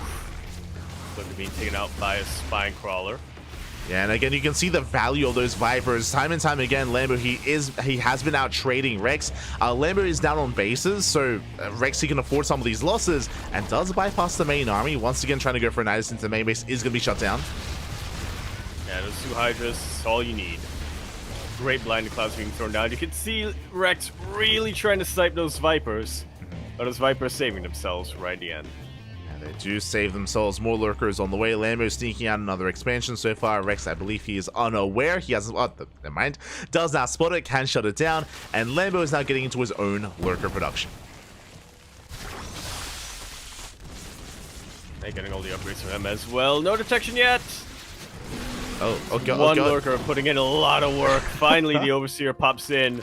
Look at how red this army is. Yeah, the army is so softened up from that one lurker. Meanwhile, Nidus in the main base is going to be denied as well. We can see Rex rotating over towards the left-hand side. Look at the army supplies here. Rex has got 6 lurkers to the 5 of Lambo, and still no Vipers for Rex. Yeah, it's got to be intentional at this point, right? Yeah, 100%. I mean, I think he's been trying to end the game. He's been trying to brute force his way through and kill Lambo, but still on a bit of a more subpar army, but it's just not been working out. Oh. Yeah, Rex has got that bloodlust. He does need to pull back a bit, I think, and just reevaluate and get a better army. That was a nice trade here for Lambo.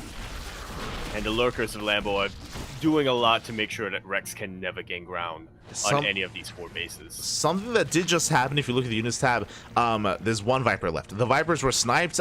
Rex, he went for a wild move. He started to step forward with the Hydras. He lost almost every single Hydra here on the left-hand side, but he sniped 3 Vipers, so there's only 1 Viper remaining here for Lambo. That spellcaster advantage is not really there anymore, just the 1 Viper for Lambo, as he has not replaced it, or replaced the ones he lost. Yeah, it's technically there, in the sense that Lambo has 1 more Viper than Rex.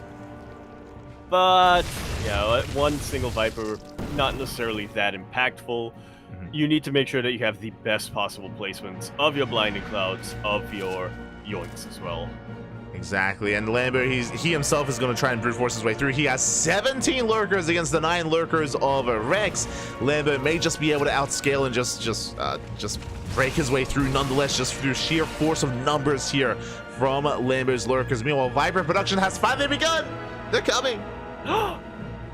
Now Rex will have the spellcaster advantage. It's crazy. They need time though. Oh. They do need time. They do need juice. They do need youth juice. They do need a lot of energy before they can really make an impact in these next couple of fights. All of these lurkers, I'm sure, are a pain to deal with, even for Zerg. They're a pain to deal with as Terran, and I'm sure Zerg as well. It's kind of difficult. Vipers do pop out, but once again, they don't have energy. A couple of Blinding Clouds. That's all it would have taken to completely turn this fight on its head. GG is called in the end. Lambo will take the series 2-0 with some very patient play here in game number 2.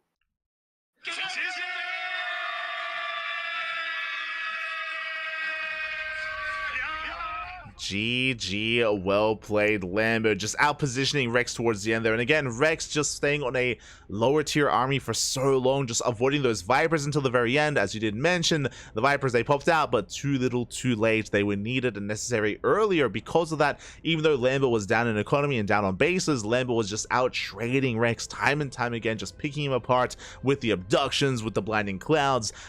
Just Lambo achieving so much with so much less. And yeah, was very impressive play there. GG. Yeah, GG. I'm really liking this. I really like the series for Lambo. I really like that we can see Lambo displaying 2 different types, styles of Zerg. Right, in game number 1, very aggressive with Lings, Banes, and then eventually just defending against the counterattack all in. Game number 2, a lot more reactive, a lot more patient, and a lot more of what we're used to here from Lambo. Oh yeah. Yeah, definitely. So we were able to see multiple faces, multiple sides of Lambo in this series in ZVZ.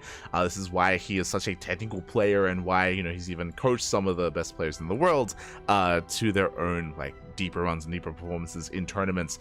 But now we have a team kill. The bracket has been updated. Yes, we do. The bracket has been updated. Lambo already has his opponent. Byun took out Lunacy 2-0, and we're getting into our quarterfinals now, actually. That was pretty quick. Yeah. Getting into our quarterfinals. It's going to be a TVZ between Byun and Lambo. There we go. As you did mention, the bracket has been progressing. We have Trap taking down Rebellion 2-0. Max Pax versus Trap is currently mid-series. We have Byun versus Lambo coming up next on the channel. And over on the upper half of the bracket, we have 1 player already in the semis. There we go. Mana took out Geralt 2-1. Very impressive result over there. And he may have been able to deal with Gumiho's rather quirky TVP style, but fortunately did fall to Clem here, who I imagine did something a lot more normal. Against mana. Yeah, I imagine so as well. So Clem with, I mean, arguably the best TVP in the world currently. Yeah, Clem, there's not much he's not the best at currently in the world. So yeah, Clem able to blaze his way through, and honestly, I feel like... You know what? Uh-huh. You know what? He's not the best Zord player in the world. Actually, that might not be true. He might be. Might be. Really, that's kind of the name of the game here for the tournament, I feel, is can anyone take a map off of Clem, and can anyone stop him? That is going to be the question here for this tournament. Regardless, it's going to be Cure versus Shin in those lower quarterfinals. I believe that's being covered by Wardy. Meanwhile, we have our own quarterfinals match instead. Indeed. A lot of TVZs here in the quarterfinals, and by a lot, I mean 2. Yeah. But you know what? A lot of Terran here.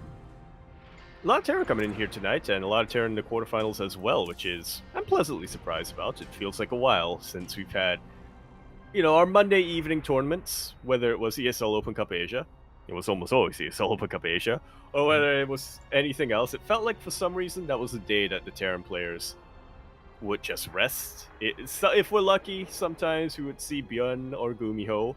We used to see a lot of Cure, but then he stopped to prepare for the Esports World Cup. But now it seems like we're all coming back here. Clem, obviously, with Clem, one of the players who absolutely 100% benefits from this tournament being 2 hours later than the ESL Open Cup. Gets to wake up at a normal time, at least for him. Definitely. So Max Pax and Clem, they can both embrace this tournament now, as they can, wake up at a more reasonable time of like 4 or 5 p.m. in the afternoon and play some StarCraft as they should first thing in the morning. And yeah, we'll kind of see how far they can go here. Yeah. I have to wonder if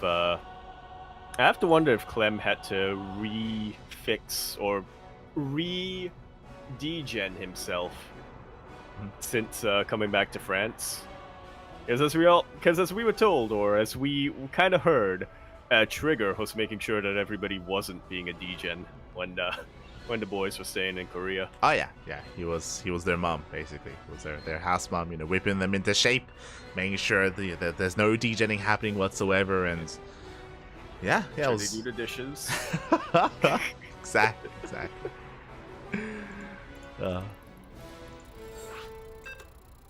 But it looks like our players are ready, and we are jumping into our quarterfinals match. I do have confirmation that Wardy is covering Cure versus Shin, and will most likely be following that into the upper semifinals. Because we're starting this series, we'll follow it to its conclusion as well. We might be able to catch maybe the tail end of the upper semis, or just follow this into the lower semifinals. Yeah, we need to make sure that Cure and Shin just turtle up 3 games in a row. True. That's all we need. But regardless, we're going to be jumping in here onto Oceanborn, kicking off our quarterfinals, where over here on Oceanborn in the bottom right-hand corner map, spawning all the way in the bottom right, we have our orange. I'm not used to him being orange, but yeah, we have our orange Terran player here. Coming down from the land of Korea. He's, of course, going to be representing Shopify Rebellion. We have the Protoss Hitman himself. It's Björn. And spawning in the top left-hand corner, we have the German Zerg player, the blue Zerg representing Shopify Rebellion. It is Lambo. Also, we do apologize because apparently the stream went down again in the middle of that series. God. God. SMH my head, Telstra. SMH. Oh, yeah. So we do apologize for that. Apparently the stream has only been back up for 10 minutes, so, Oof. I think at the end of Rex vs. Lambo, I think. Yeah. That's unfortunate. We do apologize if you guys missed out on some of those games. We just didn't notice the stream went down. Yeah, we do apologize for that, and we do apologize that the VOD will be a little bit affected, but do not fret. We do have a local recording, and we'll try to get that. We'll try to get that online as quickly as we can. Yeah. We'll do our best to sort that out. It isn't Telstra, it's just Twitch servers. So unfortunate. True. Feels Twitch servers, man. I still want to blame Telstra regardless, but okay. I have heard tales. Is it the elusive drop modem, which I think is a distant cousin of the drop bear, but even deadlier. There you go. For now, though, we are going to be settling in. There's going to be a standard open. It's going to be a Rax expand build here by Beyond. And meanwhile, Lambo across the map just going for a hatch gas pool standard opener as well. We're just going to be calming things down. We're going to be settling in. It is a little bit sad, though, because like we've been losing a lot of viewers today just because of the stream being very unstable. So, yeah, it's very unfortunate. Yeah, that means fewer Gamba. SMH. Speaking of, if you're in the chat, Gambas are now open. You can place your bets who you think will claim the series. Again, there's a fresh best of 3, and best of luck in the chat. Best of luck with those predictions. Yeah. See who takes this in the end. So again, taking things. Beyond going for a 3cc before Stargate. Yet again, Starport. Yeah, is going for an economic opener, going for that third TC. I'm going for the add-on swappers also. Everything's looking quite economic, quite normal here from Beyond. It's important to point that out because Beyond can be hyper-aggressive, especially with 2 Rax Reaper openers. But here, Beyond is playing as standard can be. Pretty much. Possibly throwing Lambo off a little bit. Lambo, we know that he is somebody who practices with Beyond. He is somebody who does go over some games as well, so I'm sure Lambo is well aware of how Beyond likes to play, and so I'm curious as to what the response is going to be here. I have a feeling we're just going to be seeing a very reactive Lambo in this series. Yeah, I'm sure we will, and can he react in time to Beyond is the question, as Beyond has been on fire as of late, winning weekly after weekly, time and time again. Can he be stopped for now? Just getting into Hellion Banshee, third base soon to be up and running as well. Both players just kind of getting into the swing of things, getting into the mid game. It's a bit of a dance here between the Queens and the Hellions. Hellions go in, Queens go out. Can't explain that.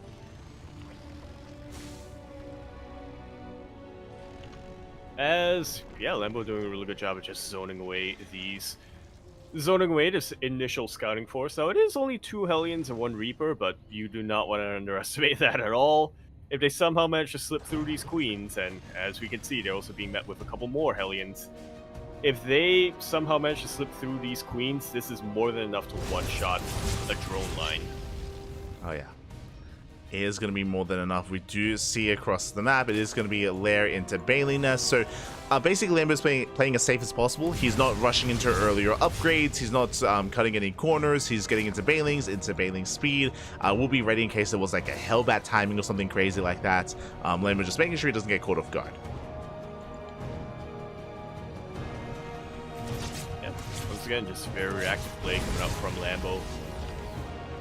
He knows that how versatile Beyond really can be, so he doesn't want to lock himself into any particular unit composition or army composition yet.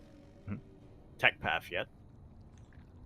Doesn't want to lock himself down. We do have Beyond rotating around, just vying for that creep control or that map control. Behind this, we do have a 5 rack setup here, and I'm curious if Beyond is going to double down. Usually, if you go for a rack explosion like this, then he could end up going for an 8 racks. Yeah, it looks like we're bricking. We're gonna keep our eyes on that production tab to see if Beyond ends up getting a 4th base, and even if he does get a 4th base, will he saturate it? Specifically, will he saturate the gases? Yeah, we'll keep an eye on the gases, we'll keep an eye on the production, we'll see if Beyond does throw down extra racks back at home. For the time being, just poking in. We do have Ling Bane on the way for Lambo, Bathing Speed now being researched. Banshees, they do hit the natural, they will pose a threat, but for the most part, Lambo does handle himself well. Fill up his drones fairly effectively. Queen somehow gonna live through all of this. Transfuse coming in clutch right at the end. Lambo does save the Queen, does fend off the Banshees. Hellions, they've been delaying the creep for a moment. They've been delaying, okay, you can catch some Kajumers here in the center of the map as well, as Beyond is still building up back at home before he does push.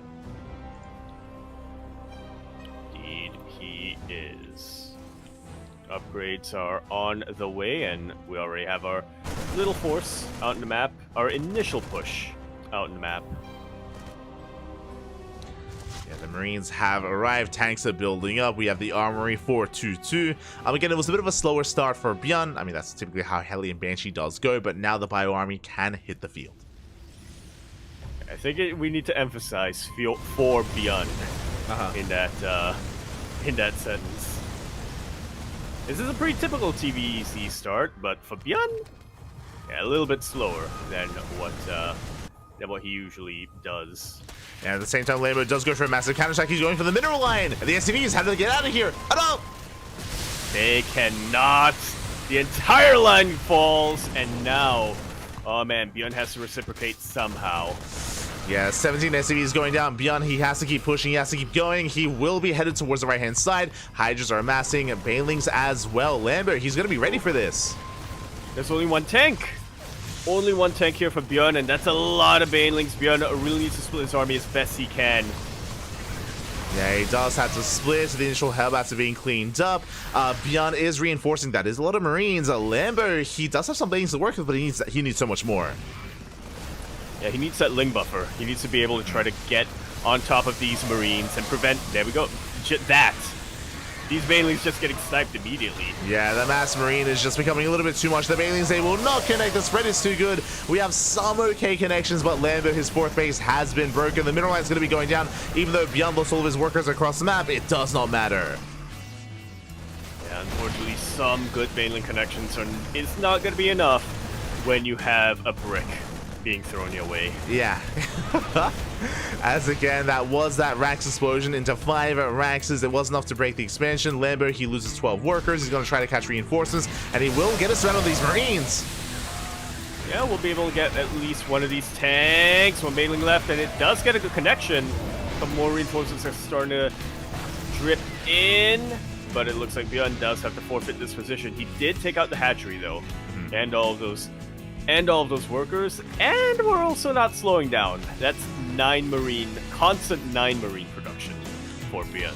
Yeah, that's a lot of Marines on the way here for Beyond as he's just rallying across the map. His goal here is to end the game. Now, he does have a 4CC on the way, so he is not completely all in, but his goal here was to deal critical damage, and so far he has. Lambo's not dead yet, but he does need to re-drone. He does need to get his economy back up and running. And he needs to be able to survive the second wave coming out here from Beyond. 2-2, just about halfway done for him. Yeah, it is almost kicking in here for Beyond. Meanwhile, Lambert has the Hive, is working on Adrenal as we speak, and Beyond is making his way towards that third base. Won't quite get much done, though. There's plenty of Link Bane to deal with this. Yeah, but you know what? There are also plenty of medevacs to pick up and evacuate. Beyond does pull away. The creep so far is looking quite solid on the left-hand side. The expansion is getting fully saturated. Beyond, he has a choice to make. Does he keep pushing here on the right, or does he rotate over towards the left-hand side and try to deny that fourth base for a second time? Or does he split push? Huh? So we're going to do so. As he brings a couple of his medevacs back home, and he is gathering the rest of his reinforcements to go for the left-hand side. Full-on pincer mover is on the way. Yeah, he's got the Marines, the force here on the right. He's got a force towards the left-hand side as well. The mine shots are gonna connect. Big connections on the Lings. And that's a lot of Lambo's buffer just going down like that. It's going down. Vipers have arrived. They can help support with Blinding Clouds, with Parasitic Bombs as well. But again, Lambert is still being forced to split between these two locations. Can Lambert hold on? The supplies are similar, but Beyond does have the army advantage. Massive army advantage, yeah. He is starting to slow down a little bit when it comes to his worker production, but this is Terran. Mules are all you need. And thankfully for Lambo, he can deal with these armies one at a time. He does collapse here on the right-hand side, it kills a tank, it gets a medevac as well. The drop does boost into the main at the same time. Beyond is gaining ground. Yeah, pushing here towards the left-hand side. Only has one Widow Mine, and it already has spent it's already spent. Beyond needs to be careful here not to just run into Banelings. Yeah, nice spread here by Beyond. He will pull away in time. The medevacs, they do barely get the hell out of there. Beyond will shut down Lambert will shut down the army, though, does save the expansion. Yeah, does save the expansion. Does still drop into main base. Lambo gaining a little bit of ground, but once again, here come the reinforcements from beyond. This production has not stopped. Yeah, Beyond just trying to brute force Lambo to death here, just rallying Marines and Widow Mines across the map, finally incorporating a handful of Marauders as well, so he's finally diversifying his army a little bit here, at least Beyond is. But Lambert, he's buying some precious time to try to get into Lurker production. Lurker Den is on the way, but it's not ready yet. You know what these Marauders mean? It means you've gone full brick. 8 racks is out right now for Björn, and he is constantly producing. He is never going to get a 5th base here. That is just not in the cards. He is just going to be non-stop producing bio, and he's looking to, like you said, just brute force Lambo into submission. Yeah, exactly. The base is denied. Lambo does have some decent Ling Bane here on top of the ramp, and he will deter Beyond for the time being. And again, Lambo, he just needs to buy time for that Lurker production. Lurker Gen is done, but Lurker upgrades are not. That it isn't. And you know what else is done? Ghost Academy. Ghost Academy has completed. Meanwhile, mine just going off. Good connections on the Ling Bane. Yeah, most of the Lings have fallen, and now the Banelings are just going to be taken out one by one as they try to get into this choke point. Yeah, nice join here on the Medivacs. 1, 2 Medivacs going to be going down. Massive pickups here from Lambo. He does hold on to the high ground, does force Beyond back. At the same time, Lambo going for a big Ling Bane counter attack. Oh no! Nice pull off right at the end there. Yeah, does pull away in time. Going for the Planetary. Planetary's up and running, but the Banelings to get into the mineral line.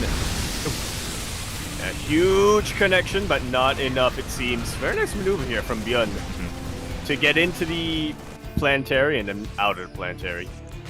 It does load up, does save as many SCVs as he could. Nice little micro move from Björn. At the same time, the expansion is going to be denied, and Lambo's creep has been receding this entire time because of the aggression of Björn. And Björn gets 2 expansions. This base is going to be going down, or at least he wants it. He wants it, man. And the other base is pretty much completely forfeit. The Lurkers are out, and a couple of clutch transfuses will try to keep the Satchery alive, but Björn really wants it, and he gets it. Yeah, he does get the expansion. He gets 1, he will get the other as well. But that is 15 lunkers for Lambo. Like so. Eventually, these 2 Marines, they're doing their best. I mean, they got it down to like a 3rd HP. They did well for themselves.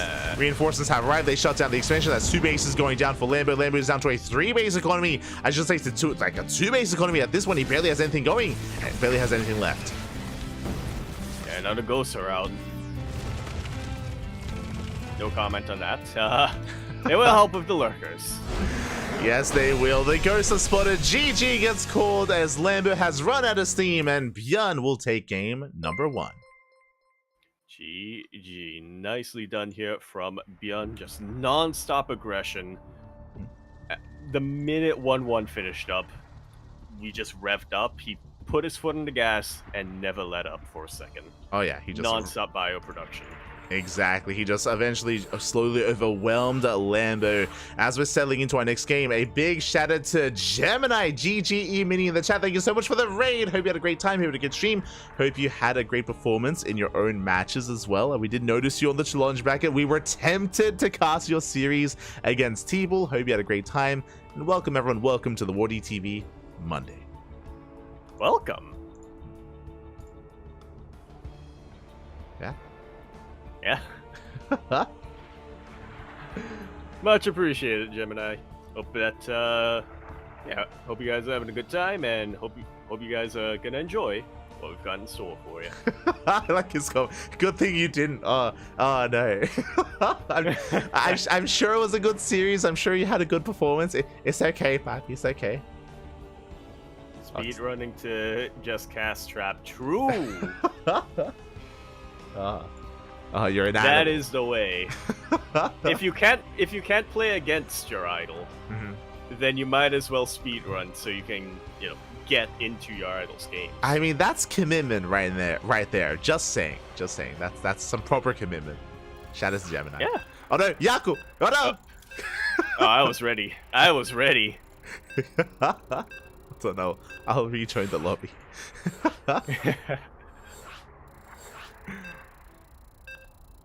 I was ready to go up against Beyond. For those that are curious, the lobby started counting down as Yaku was in the player slots, and it was like, oh god. Look, I have a TVT build. Oh, let's go. I have 2 TVT builds. Let's go. Are they good enough to bring on Beyond though? Well, one of them is a build that Beyond true. came up with. True. So. You're not right. True.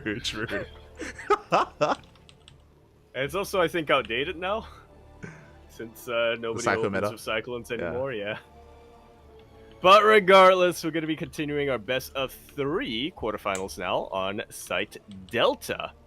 And we're here in the bottom right-hand corner map, spawning all the way in the bottom right. We have our orange. Still can't get over the fact that he's orange now. Orange Terran player coming out of the land of Korea. He's, of course, going to be representing Shopify Rebellion. We have Beyond. And spawning in the top left-hand corner, we have the German Zerg player, the Red Zerg representing Shopify Rebellion. It is Lambo.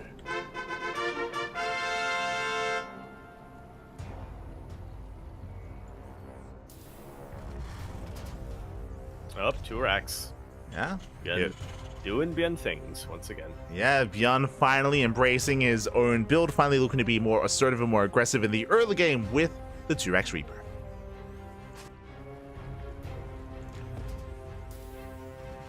Yeah, Lambo, meanwhile, it's at the back of his head, I'm sure. He hasn't confirmed this, but I'm pretty confident in Lambo's ability to at least push these initial Reapers away. Yeah, as we are going for a hatch gas full standard opener for Lambo. Meanwhile, Yako, as a Zerg player, as a Terran player. As a Zerg player, yes. As a Terran player, I have to ask you. Have you been tempted? Have you been tempted to open up 2x Reaper in TVZ? A little bit, I'm not gonna lie, like a little bit, but every time I look at this build, it brings back too many nostalgic memories from 2017-ish. Are they good or bad nostalgic memories? I don't. Well, that was a time when there was one particular 3-racks build that I shamelessly stole from a player who is now retired. It was Fuely's, yeah. Yeah, Fuely. True. Fuely's 3-racks, which immediately after I started using it, he switched to Protoss and then a couple months later retired. True. Feels bad, man. Feels bad. So I understand. Basically, you're saying whenever you think about doing this build, your mind is just overwhelmed by Fuely and you just want to do the Fuely build Betrayal, again. Yeah. I want to do the Fuely build again, but then my mind goes like, no, but the betrayal. Feels bad, man. Feels bad. Yeah, I don't know. I might try it out. The main reason why I haven't is mostly because I think I'm really stubborn. And I'm just like, nope, I have this one build that I learned a while ago, and I only have enough brain RAM capacity for one at a time, so I'm not throwing away what's worked for so long for a new build, so... Fair enough. I think that's the main one, but also, when it involves 2 racks on the low ground, I don't know how to position. you're like, Papi, I can't wall.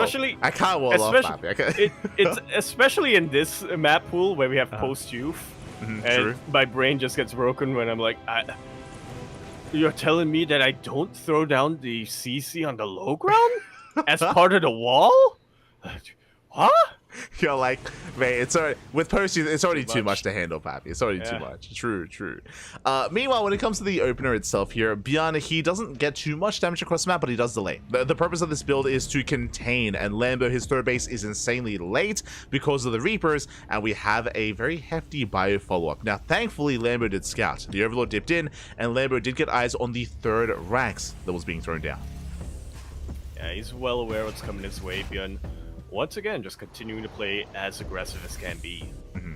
Yeah, there's going to be a very hefty timing here for Beyond. Basically, Beyond, he's going to be delaying his starport, delaying medevacs to build up a stronger and larger bio army to hit with Stim with +1. This is looking quite reminiscent to the Cure build that Beyond has also been incorporating as well. The Cure build that we saw at EWC against Raynor, where he did go for this insane 2-base all-in. I'm curious if that's what Beyond is planning to go for, as Beyond has also been incorporating it from time to time. Did do it last week against Shin in the Ursasaurus Cup. Yeah, it's really looking that way as we peek at that production tab, but the problem for Beyond right now is that Lambo is well aware that it's coming. Sorry, scouted that. If he hadn't already scouted it with his Overlord, his Ling absolutely has, but also he only has Lings, so it's a little bit vulnerable. I mean, Lambo was watching those games. I think he even made a YouTube video about that Cure build at EWC. So Lambo, he cuts workers at 45. He's got +1 carapace on the way. Only the 1 Evo chamber, only the 1 upgrade. And he's been amassing Lings the entire time. Bjorn does spot the Lings. He will back off. He will respect them. What does he get back home, though? Up! Yeah, that's no corner to hide in. So he turns around and fights. It does scare those Lings away. Bjorn's still building up, still working on that upgrade timing. +1 is about to kick in. Likewise, so is combat shields, and now Bjorn is reinforced, and now he can move out. Yeah, a couple of medevacs as well, gonna be zooming their way across the map. To be able to at least allow Bjorn to stim more than once. He will have those sims available. Likewise, Lambert has been joining up slightly back at home. Bailey Ness on the way, Lair now on the way as well, but he's not into Ling Bane yet, just still purely Lings. And Bjorn will have some Reapers to help add some more micro potential with his main arm. Yeah, that's a pretty massive window here for Bjorn, where Lambo doesn't have any Banelings to work with. This round coming in, but that's a lot of man with gun. Yeah, the Lings, they melt before the Marines. +1 does kick in, and Lambo's being caught with his pants down. The Lings go down, the Queens go down, and Bjorn, he's breaking through. Just like so. Baneling that's only now finishing up, but there are no Lings. GG is called. Bjorn will be taking game number 2, as well as the series, 2-0.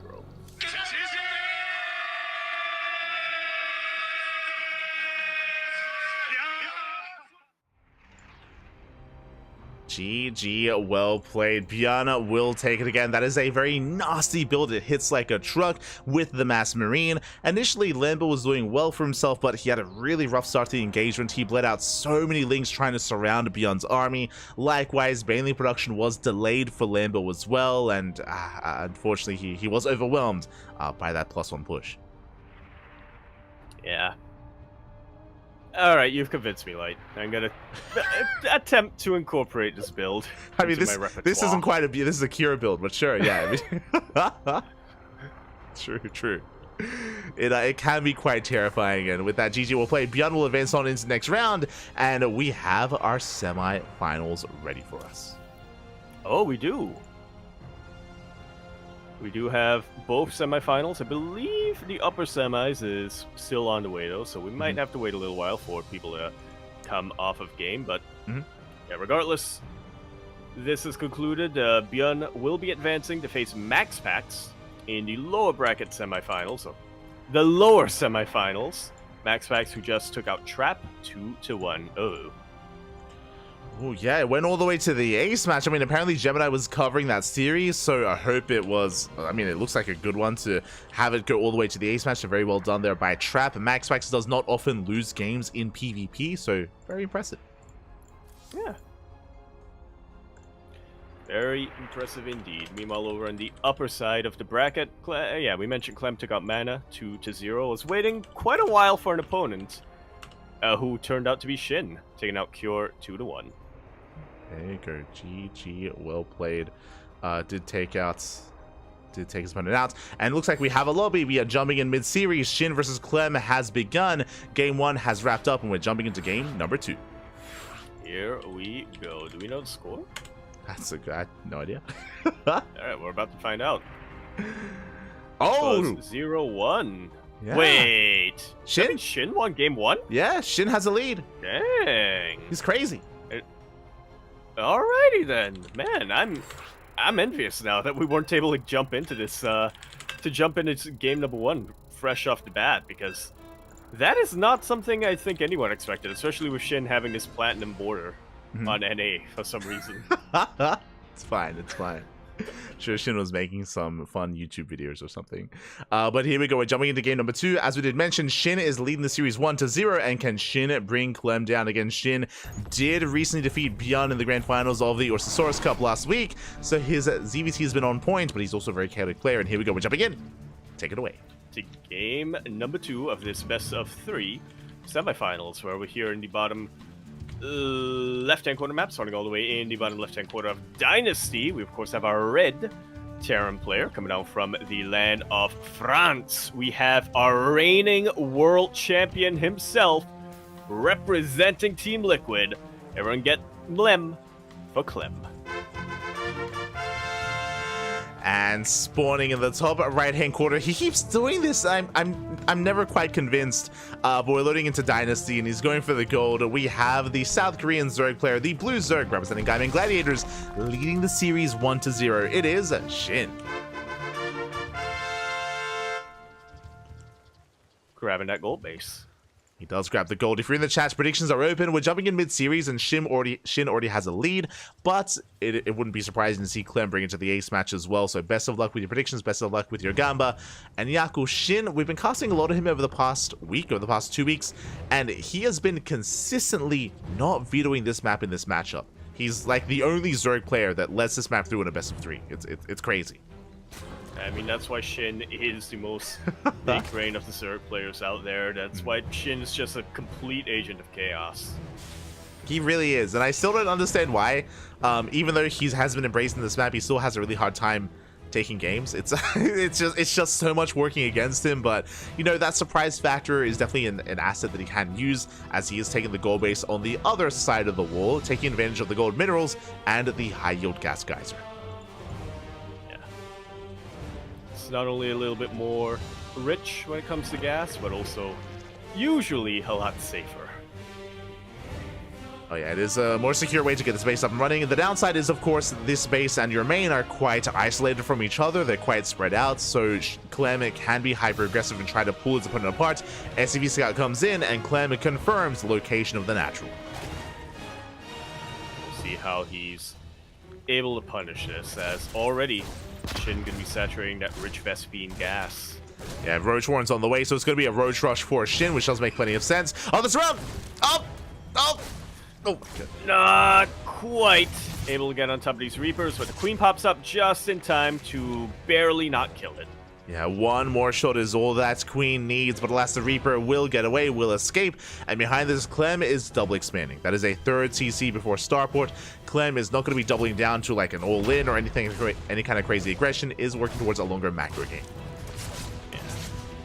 It's Shin who's working towards a shorter game and a rush. Oh yeah, and so far unscattered. I mean, Clem has spotted the high yield gas geyser, so it has to be something gas intensive. Like roaches are definitely something that I'm sure Clem is thinking of, but he has no confirmation yet. Yeah, it's definitely at the back of his mind, I have to imagine, but like you said, no confirmation, so he is just playing out a pretty typical Terran opening. Yeah, so far so good. That is actually going to be a second Rax before the Starport. That will mean that there will be no Banshees with this. Yeah, that's definitely a pretty big risk here. He does have to react on the factory, so he could switch into Cyclones after these couple of Hellions, but it's not as foolproof, right? It's not as foolproof as Banshees are. Yeah, definitely. As the Hellions, they get into the middle line, points are being pulled, drones are going to get roasted, but at the same time, Shinny's moving out across the map, and his goal here is to straight up kill Clem. Yeah, a couple of Cyclones now on the way, but like you said, no Banshees are out. These Cyclones are still on the way, and it's still going to take them quite a while to come out and really be effective in that time. Still a lot of damage that Shin can get done. As long as Clem lives, he's going to be in a good position. Yeah, the Demons are going to fall at the same time. The Stim is under fire as well. The Cyclones are about to pop out. The boys are being pulled. And with these Cyclones, can we clean up the Ravagers? Yeah, it should be enough. But one Cyclone already falls. The other Cyclone in a lot of trouble. A lot of SCVs starting to get taken down. Once again, Clem has 3 CCs. He wants it. He wants a Cyclone. Yeah, he can remake all of his workers, but he just needs to live. Oh my god, he gets a full surround of the Cyclone. He will repair, he will top it up. The Ravagers and Roaches are being cleaned up, and Clem, he will hold, he will shut this down. But he lost so much in the process. Clem now down in workers, and the tech lab was sniped. Stim was denied. Yeah, losing 14 workers like this, not the end of the world when you have 3 orbital commands, you know, mules, and your ability to remake these SCVs definitely help a ton, but like I said, the tech was super delayed. And not just that, but Clem now doesn't have map control. Exactly. Clem is stuck at home, and Clem doesn't really have a secure way to punish his opponent. That means Shin, in the aftermath of the all-in, can drone. Can drone up, is now taking his third. Shin's third base is very late. I will say that. This hatchery is still not even halfway done, so Shin doesn't have the biggest advantage, but does have at least breathing room here to stabilize. He doesn't have the biggest advantage, but he has an advantage. Yeah. And you know what? When you have the advantage, you're making sure that your opponent has a disadvantage. When you have the advantage, your opponent does not. Yeah. Yeah, true. And you know what it means when you have an advantage? It means you don't have a disadvantage. Yeah. Good God. We need to bring back the sportscaster yapper. Shaking my head. I still remember, I think you and Steelmo went on like a full like 5-minute rant doing that. Almost as long as the entire game, because it wasn't all in that game. Yeah, you can win games or you can lose games. Yeah. You know? I'm sure there's a clip out there. I'm sure there's a clip. I'm losing... Seal made a folder of the classic clips recently. I'm losing brain cells thinking about there, it. Yeah. God. You know what they say when you lose brain cells? You don't have your cells in your brain anymore. Yeah, you don't have them. True. Yeah. When you lose them, you better go find them. Stupid. So we are going to be joining up, going to be satching a base. It's true. Those who don't know what happened, this was a couple of years ago. There was a cast that involved nothing but that. It was nonsense. It's absolute nonsense. Well, more nonsense than usual. It's true, more than usual. As for now, we are going to be just settling down, joining on up, taking our fourth hatchery as well. Again, Shin has bought a lot of map control, has bought a lot of breathing room, is slowly taking a further and further lead here, and Shin is not droning. He droned up to 55. That is true. That is just on a 3-way saturation, and Shin is focusing on the second wave on another push of Roach Ravager. That's 90 army supply worth of Roaches and Ravagers, and sure, it's not the most resource efficient or supply efficient unit composition, but when your Terran opponent only has bio and is less than half of supply, this is still enough. Exactly. As the bunker goes down, there's a tank on the high ground where there are plenty of Ravagers, and the tank is going to be piled down as well. The boys are being pulled, but there's barely an army standing here for Clem. And the world champion himself, he was already down in the series, and is he going to be 2-0 here in the semifinals? Shin is popping up. GG is called. Shin is going to 2-0 our reigning world champion. GG.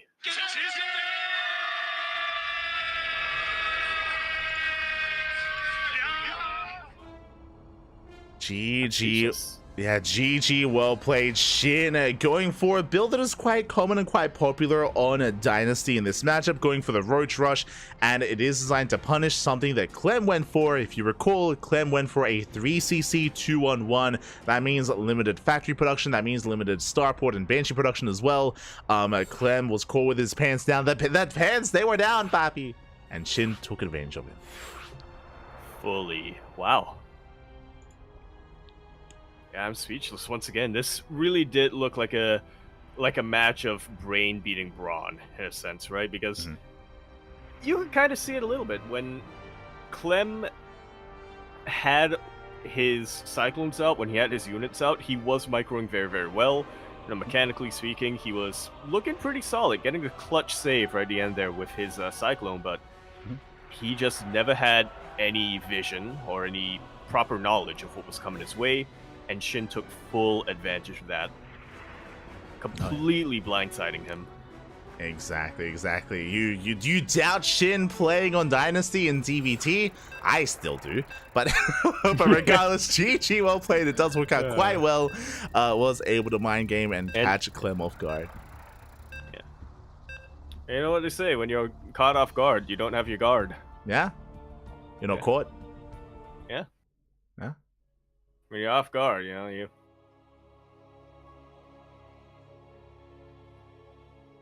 See, that's why you have to remember your guard. Exactly. You gotta put the guard on. Put on suspenders. Yeah. Wear a belt. Yeah. Or just don't wear pants. Exactly. Mine hacks. Mine hacks? Life hacks slash... Look. We're getting into our second semifinals of the evening. Running into Amphion, where we're here in the bottom left-hand corner map. Running all the way in the bottom left, we have a blue Protoss player coming out from the land of Denmark. He is, of course, going to be representing his team, Storm Gaming. We have MaxPax. Were you about to say South Korea? Did I say that? No, you didn't. But there was a lot of emphasis on the Den at the start of Denmark. I think I might... Wait. Are you gaslighting me? No, it's fine. It's fine. It's fine. It looks like I think I'm used to him. Yeah. Yeah, I just think I'm used to most places having two names or two words in the name. So. Yeah. I get it. I get it. Yeah. And sporting in the top left-hand corner of Amphion, we have his opponent. We have the South Korean Terran player, the Orange Terran, representing Shopify Rebellion. It is Björn. And if you're in the chats, predictions. Orange still. All right.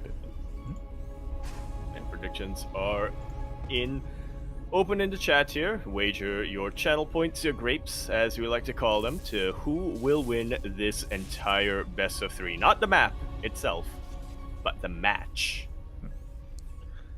The full best of 3. Of course, MaxPax has been on a tear, and I'm sure that MaxPax is very happy to hear and very happy to see that Clem is nowhere to be found. We spoke about it, but in the aftermath of EWC, MaxPax and Clem faced off in WTL, and Clem had his way with MaxPax. Clem also had his way with MaxPax in the final week of ESL Open Cup Europe as well.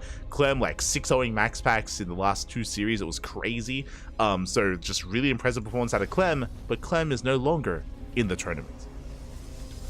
Yeah, I'm sure MaxPax can heave a bit of a sigh of relief that his rival in these past couple of weeks has been eliminated. So if he does make it to the finals, then I'm sure MaxPax is, mentally speaking, going to be having a much better time. But on the other hand, he now has to face Björn, who is evidently still on a mission to eliminate every Protoss,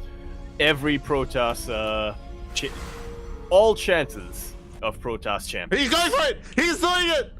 That's how I'm zooming in! And this is why.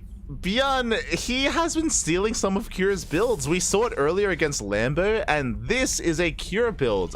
Cure, whenever we cast him on Amphion, more often than not, Cure in TVP will go for a ninja base. Now, Cure typically goes for the top right. He goes for the corner base as a ninja base instead, but Björn is going for the center hybrid base instead. He's crazy. Which is even less suspicious. Yeah. Telling you, Björn has been spending time with Cure. Or the other way around. Much time. Oh. And it kind of rubbed off on each other there.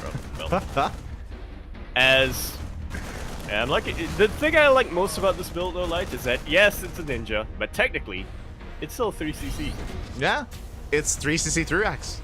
Like true. Like this is a regular build, just done in an unorthodox way here, as we have a second and soon to be a third Rax behind this. So a very greedy, very economic build here out of Björn. He'll have Mass Marine to work with, and we'll see if MaxPax can punish this. For the time being, is going 4-gate Blink Stalker. Ooh. This is definitely a way of punishing. That can definitely punish this 3-Rax. Yeah, I mean, 3cc 3-axe, whenever it's done normally, the Terran player is vulnerable to this build. Typically, this isn't really done on Amphion just because it's difficult to gain access to the main base, but MaxPax is committing nonetheless, and MaxPax, he does have some of the best 4-gate blink in the world. Yeah, it can be difficult to get access into that main base just because of the layout of this map. It's difficult to just blink immediately in, but MaxPax, he's thinking ahead. He's getting this Warp Prism to try to ferry them. Yeah, Prism is on the way. Stalker's moving out as well. It's going to be on Björn to hold on and survive. There's going to be a bunker on the low ground, but because of the 3-axe, no tanks. No tanks, purely Marines and a handful of Marauders. Yeah, and without Stim, these Stalkers can just outrange Marauders and Marines for days. Beyond already taking a slight lead, taking out one of these Stalkers before the main fight begins. Yeah, he's going for the main fight. We do have a warp in here towards the left-hand side as well. We have soldiers on the left, we have soldiers on the right, and MaxPax is hoping to pull his opponent apart. Beyond is now fully aware of the 4 gates, but can he stop it? He's throwing out his factory now, but I think he's well aware that his factory is not going to be up anywhere near in time. He needs to pull off some kind of a micro miracle here, whether it's pulling his workers or just starter stepping his heart out. Yeah, 6 SCVs already going down. Boys are being pulled to defend. Can they repair the bunker? It looks like they barely can, but SCVs are just going to be targeted down. Like so. MaxPax staying on a little longer than is necessary, so we'll be losing a couple of Stalkers, but even still, picking off these... He is fully in control of this situation, picking off these workers here and there and dealing a lot of economic damage. That said, Beyond that still has a hybrid base. He does have that hybrid base. It is up and running. Not the most efficiently saturated, but regardless is muling as we speak. He's holding on for now, but can he survive? Because MaxPax, he's doubling down, is reinforcing across the map, does go for another big warp in, but that Marauder count is looking quite hefty. Stim is done! Yeah, he's going to head right on for it, simming half of his forces at a time. He wants to make sure that he doesn't waste his stim, as it's the only one that he's got. He hasn't resumed producing that factory, and so he won't have access to a starport or medevacs for quite a while. Yeah, Beyond is pretty committed here. At the same time, the probe scouts and MaxPax, he will find the ninja base. MaxPax fully aware of what's going on, and now the pressure is on Beyond. As you mentioned, still no factory. It only just now restarted. Yeah, Beyond needs to somehow figure out how to survive, and then beyond that, buy enough time to get to his medevacs.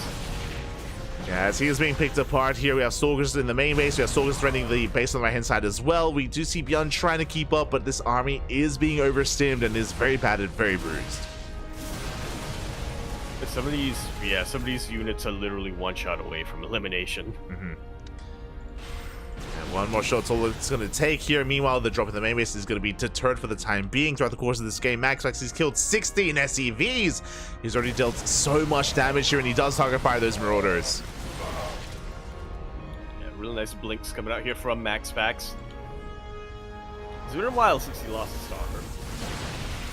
Yeah, boys are being fooled because they have to be now. There's only 3 Marauders left. Beyond, he's trying to reinforce. Reinforcements are on the way, but MaxPax, he has broken through and he's getting into the mineral line.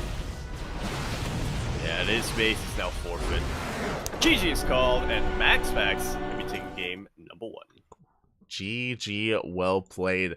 I appreciate the build of choice there out of Beyond, but unfortunately for Beyond, MaxPax did open up 4 Gateling Stalker, and it is designed to punish builds like this, to punish the greed of the Terran, and yeah, MaxPax did snowball out of control.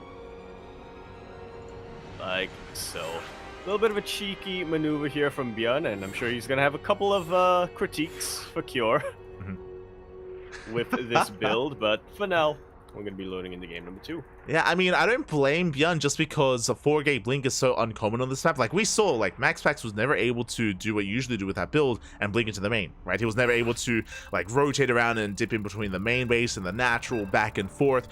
Instead, it was a little bit different where MaxPax, he was going for drop play in the main base instead, and it was still enough, though. It was still enough to pull Beyond apart. Yeah. He's got to pick him out left and right.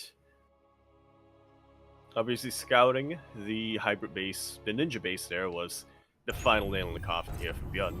It was no longer orange, but regardless, we are going to be continuing our best of 3 semifinals now on Golden Aura, where we're here in the bottom right-hand corner of the map, starting all the way in the bottom right. We have our blue Protoss player coming out from the land of Denmark. He is, of course, going to be representing his team, Storm Gaming. We have the Prince of Copenhagen himself. It is MaxPax. And spawning in the top left-hand corner, we have the South Korean Terran player, the Red Terran representing Shop of Rebellion. Down in this series, we'll see if he can bounce back here and now to force the ace match. It is Beyond.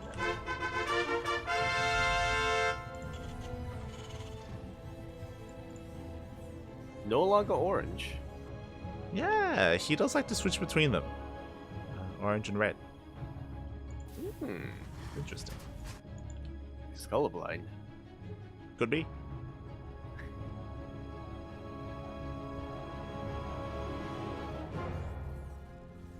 Okay, that's. I don't have a follow-up to that. It's fine. It's fine. As it is going to be an economic opener here by Beyond, going for a Rax Expand.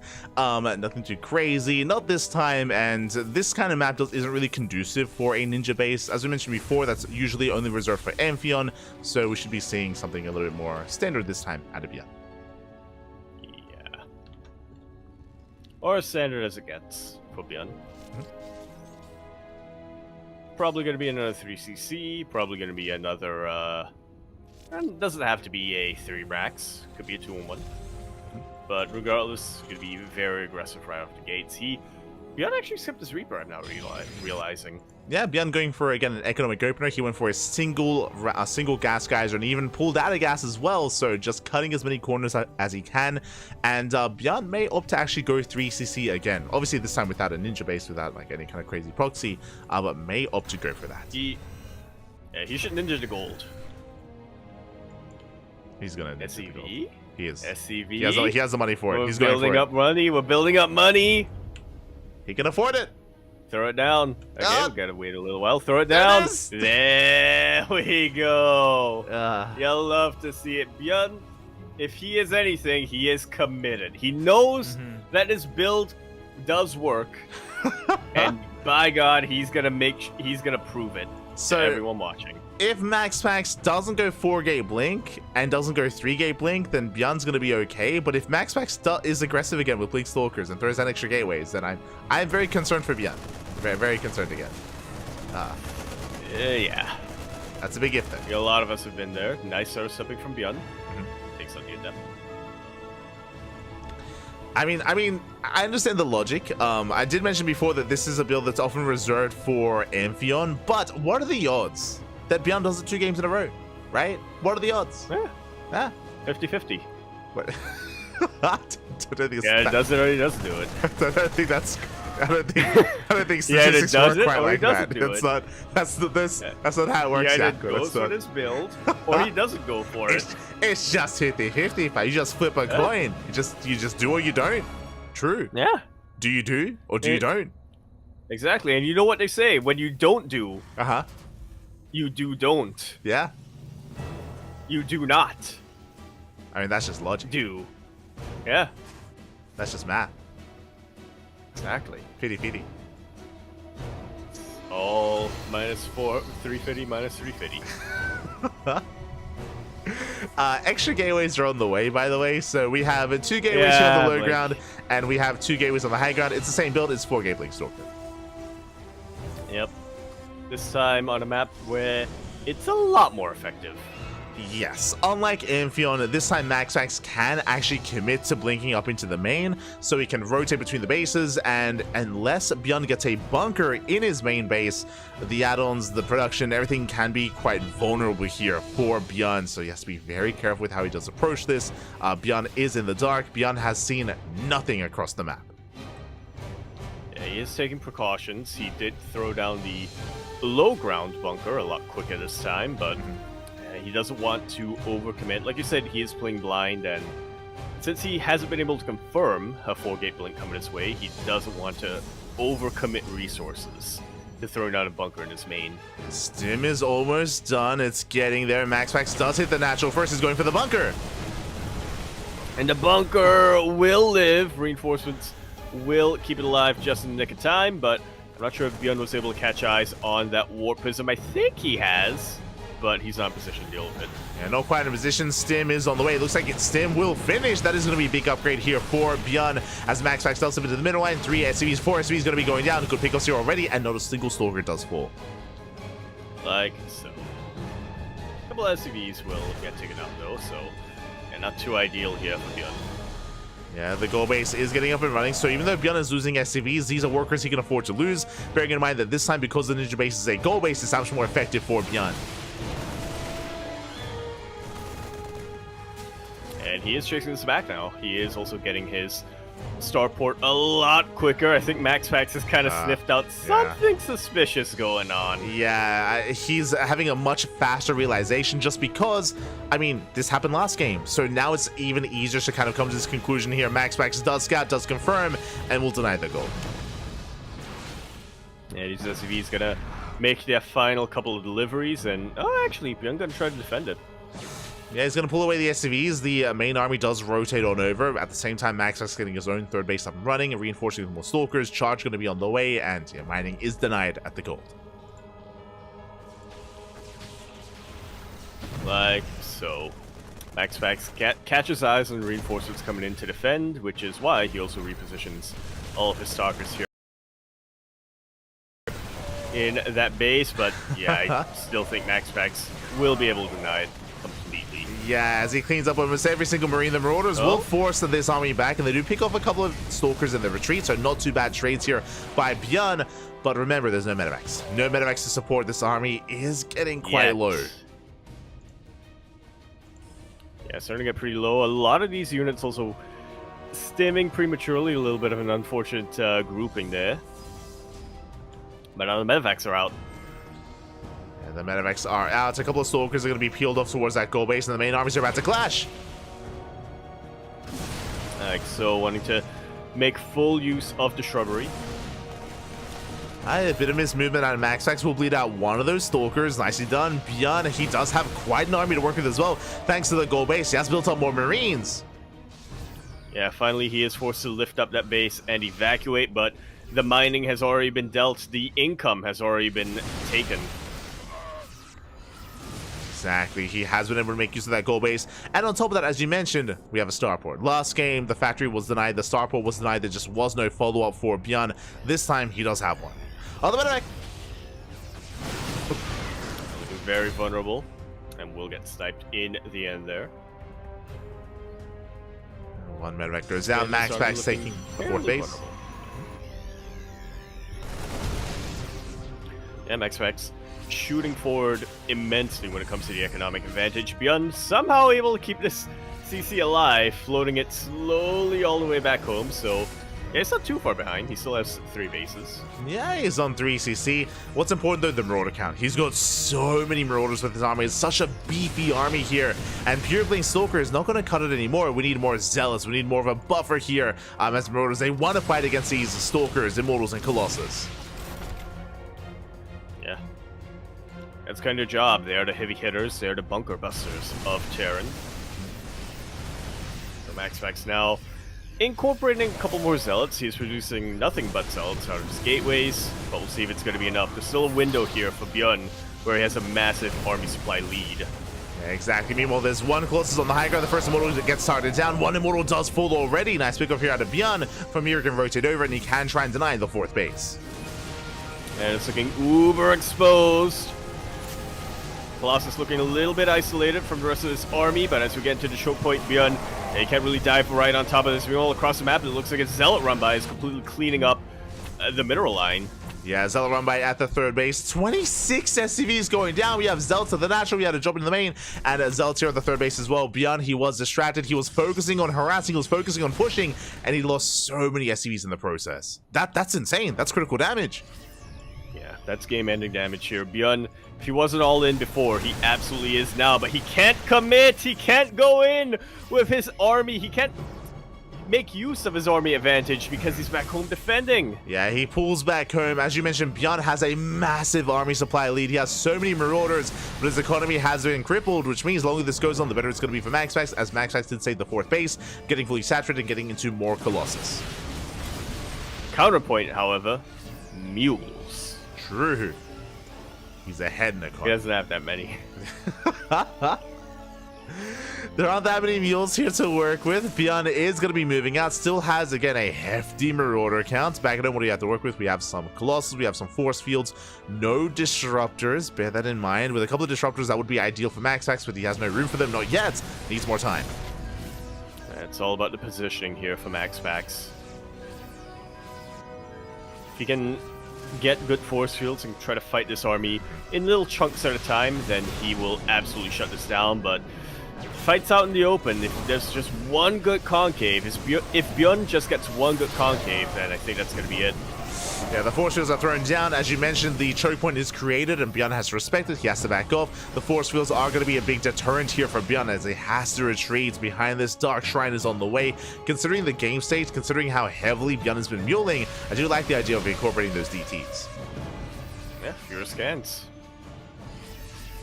No fewer scans available. We do have a couple of ghosts, so those EMPs can reveal Dark Templar, but that's if Bjorn is able to catch them as they're in the middle of the army. Exactly. Bjorn going for a split push. He does split up his army, goes for a big stim, going for the fifth base. The fifth base is exposed. The expansion should be going down. At the same time, Max is going for his own stellar runway, but the planetary does finish up just in time. Up! Yeah. Bjorn diving in, gonna be able to take out one of these Colossus, or none of the Colossus actually, it's just Colossus weren't quite in position.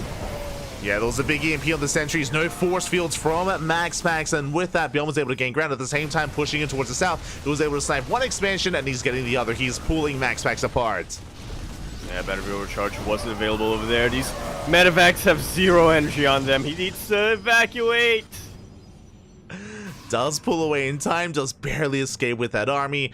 Bjorn, again, even though he's had so little to work with, he has been able to achieve so much. I'm referring to so little of an economy, but now his fourth base is up and running, and Max is stuck on 4 bases. Yeah, that was a 3 bases. Very efficient trade here from Bjorn.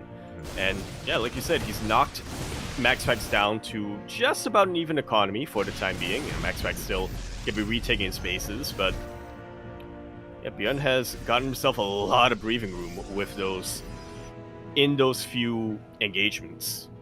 He really has. There's some desperation DT counterattacks. We have DTs in the main and the natural into the third base as well. SCVs are going to go down, but it doesn't matter. What about the main armies? Yeah, we'll see if Bjorn turns around. He's not turning around. He's committing to the somewhat of a base trade. And he wants to commit. That is going to be a lot of workers falling. There's going to be 16 SCVs going down. Once again, the economy of Bjorn is going to be crippled, but doesn't matter. Bjorn still has a massive army to work with, but he has to make use of it. He's going for a Doom Drop into the main. And this is where Bjorn wants to fight. He's going for another split push once again. He's going to try to pick Max apart. Not a lot of anti-air here for Max, so yeah, there's still a chance here for Bjorn to pick up, evacuate as things start getting bad for him. Yeah, exactly. And Max just cannot keep up. Not anymore. He's being pulled apart left and right between the third and fourth base. Workers are going down. Expansions are going down as well. The Colossus is trying to hold their own, but another base has fallen. So another 20-something probes have fallen. Bjorn has reciprocated the damage. And now we're looking at 2 players who are in a pretty desperate economic state. Yeah, but Bjorn has been here the entire game. Like, he's used to it. He likes it, Pappy. He does thrive here on a lower economy. DTs are still waddling in though, and we are running out of scans. That we are. We have a couple of missile turrets being thrown down for detection, but not by this third base location. Yeah, the turret is going to be denied. There it is. There we go. We have one more scan available. Turret's now going to be on the way. Bjorn did race back home, and Max finally has some breathing room. Yeah, well, he raced back home with half of his army. The other half still looking vulnerable in the middle of the map, and Max is going to be swallowing it up. Yeah, takes down 1, takes down 2 ghosts. Massive pickups. The ghosts are going to be going down. Max chasing back this portion of army, but Bjorn is going to be consolidating. He's going to be regrouping. Does bring everything back together. Yeah, once again, Bjorn still has the army lead. I still favor Bjorn's army here. Max has a bit of a higher tech army. I mean, 4 Colossus is not something to scoff at, but look at how many Marauders we have, and look at how little Zealots are available to buffer. I mean, Marauders, they're tanky, but against 3 Colossus, the damage is insane, and Bjorn is going to be forced back. The lasers are a little bit too much. He has to respect the choke point and respect the Colossus. Yeah, he's going to be racing back home once again. Bjorn has had an army supply, but I mean, look at how many medevacs he has. Medevacs are good. They provide a lot of utility, but they don't hit. They don't have an attack. Yeah, it's just such a scrappy game state here. Max moving out. The wide shots! Oh my god. Could have been worse. Yeah. They could have been worse. They were pretty good though here for Bjorn. 3 of the Windmine's going to be going down. Maxax making his way up the ramp, and Bjorn, he's just trying to lure the army out before he does commit to that stim. There is one ghost with the main army. He has 1 EMP. Yeah. I think he has 3. Up. Well, there's 1 ghost though, and the ghost cannot get in position. It does throw out an EMP right towards the end there, but not enough of a follow through. The Vikings are starting to get into position, starting to really threaten these Colossus. Really nice concave, really good flank coming out here from Bjorn. And Bjorn should be able to take this fight, but will he be able to keep this going? Yes, he does collapse on the army, gets us around. There's 2 Colossus remaining. It looks like Bjorn barely has enough. He goes to 1 more stim. The juggling is solid here from Max saving the Colossus, but there's only so much he can do. GG gets called, and Bjorn ties up the series at 1-1. What a scrapper that was. I'm gonna be honest, I thought Bjorn was done. Once I thought Bjorn was in trouble the minute I saw the blink coming down, and then when I saw that the gold base was scouted, when he lost that initial, what was it, 26 SCVs when he went for his initial push, I thought, okay, Max, he can defend, Bjorn is dead. We're gonna be getting into our finals, our PVZ Grand Finals, Bjorn. But somehow Bjorn, through sheer tenacity, desperation, and hatred of Protoss, was able to pull through right towards the end there, tying us up 1-1 and forcing our ace match. Here we go. Yeah, it was a very interesting dynamic here compared to game 1, where, as you mentioned, because this time the ninja base was a gold base, it actually did pay off for itself. It did pay for itself and then some, so it was a little bit more valuable for Bjorn. On top of that, sure, it was denied, but because Max did divert his attention to the gold base earlier, that meant that Bjorn finished his factory and actually got into medevac production. He actually got medevacs on the field. He had some sustain. He was able to hold his own, and yeah, bring it home from there. It's crazy. Yeah. And I'll see if we are going home or we're going away. Or both. We go home and away. As we get into our ace match on Halcyon. As soon as you said both of the words, as soon as you said away, I understood the reference. I understood that. Yeah. It came to me towards the end there. I was like, wait, home, away? Home and away. Anyway, we're on Alcyone. We're going home and potentially away. And so here in the top right hand corner of the map, starting all the way in the top right, we have our blue Protoss player coming down from the land of Denmark. Dansk Gavlar is, of course, going to be representing Storm Gaming. We have Maximus. And spawning in the bottom left-hand corner of Alcyone, we have our South Korean Terran player going for a 2-axe Reaper build here out on the map, representing the Shopify Rebellion. It is Bjorn.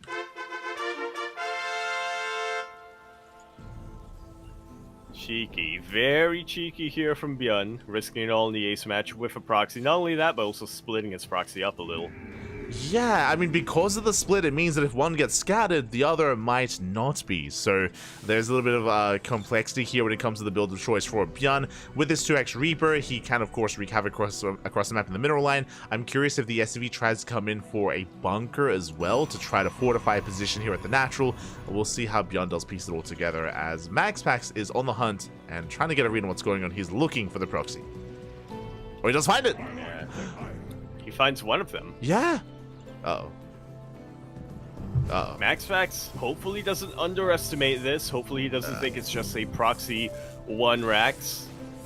Yeah, I mean, because of that, it looks like a fake proxy. The Reaper comes back home, so it looks like a fake proxy Rax, but really it's a real one with additional Raxes, additional Reapers. He does have a Zealot out now. And the Zealot is coming around, gonna try to wreak havoc in that natural base at the very least, but I'm not fully convinced, you know? Yeah, I mean, we'll see how this all comes together. As Maxfax is being active, Bjorn, I'm sure he wants to try to catch out that Adept. Zealot will be able to delay the building CC. Bjorn is going to have to micro on 2 fronts. He does spot the Adept, will pull back. And will try to take out the Zealot. Now, Bjorn has just about revealed his hand, though. Yeah.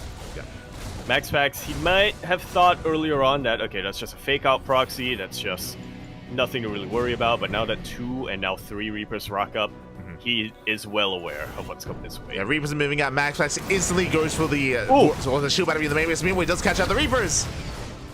Oof. Yeah, Bjorn a little bit idle, or not really paying attention to his pathing. Every single one of his Reapers go down. Wow. That's game, yeah. And GG is immediately called. GG, well played. The build falls on his face. MaxMax catching out the Reapers, shuts it down, and MaxMax will take the series at 2-1.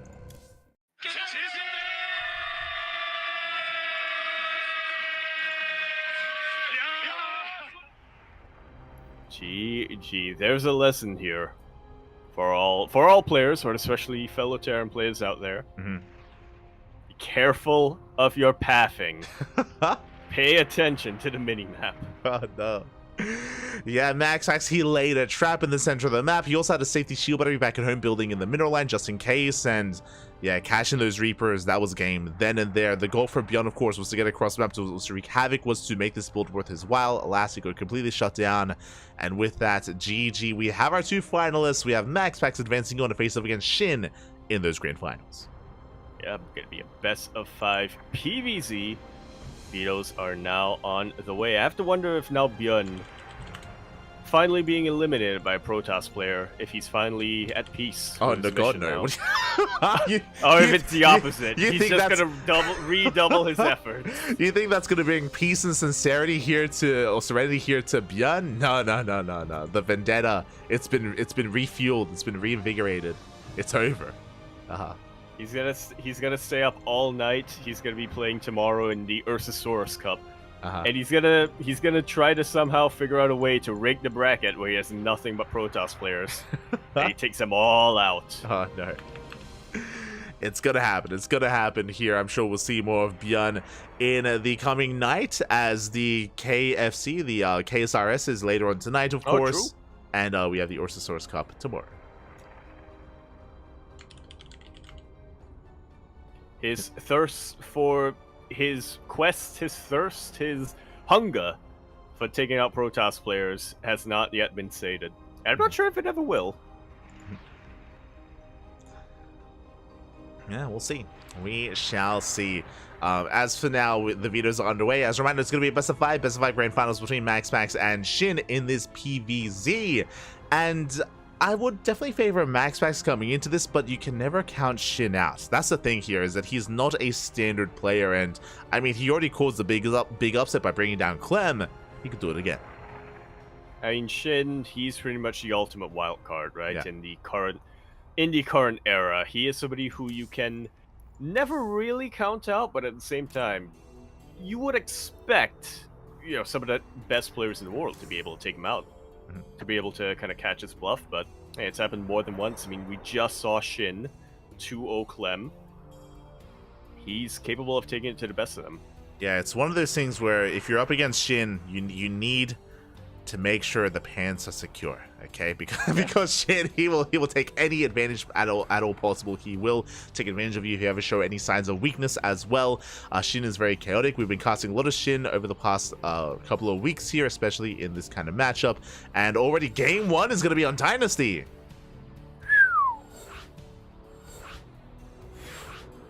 Still slipping it through. Still.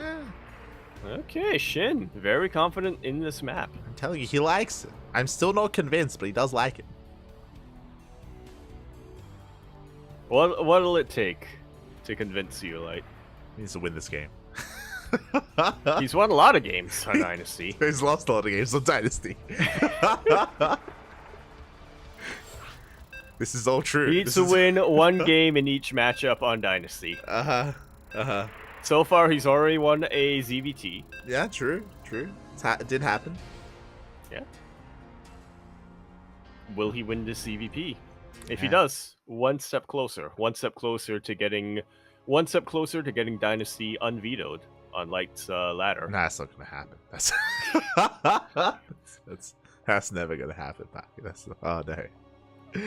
But for now, we are settling in. The vetoes are done. Lobby has been made, and we are jumping into game number 1 here, the grand finals. Predictions will soon be open in the chat. Place your bets. As a reminder, this will be a best of 5, not a best of 3. Keep that in mind when you get your Gamba going.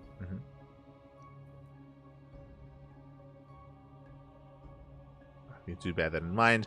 It's also possible that we may have lost one of our players here, or even casters. as the loading screen is taking a little bit It longer. wasn't me. Yeah, I have an SSD now.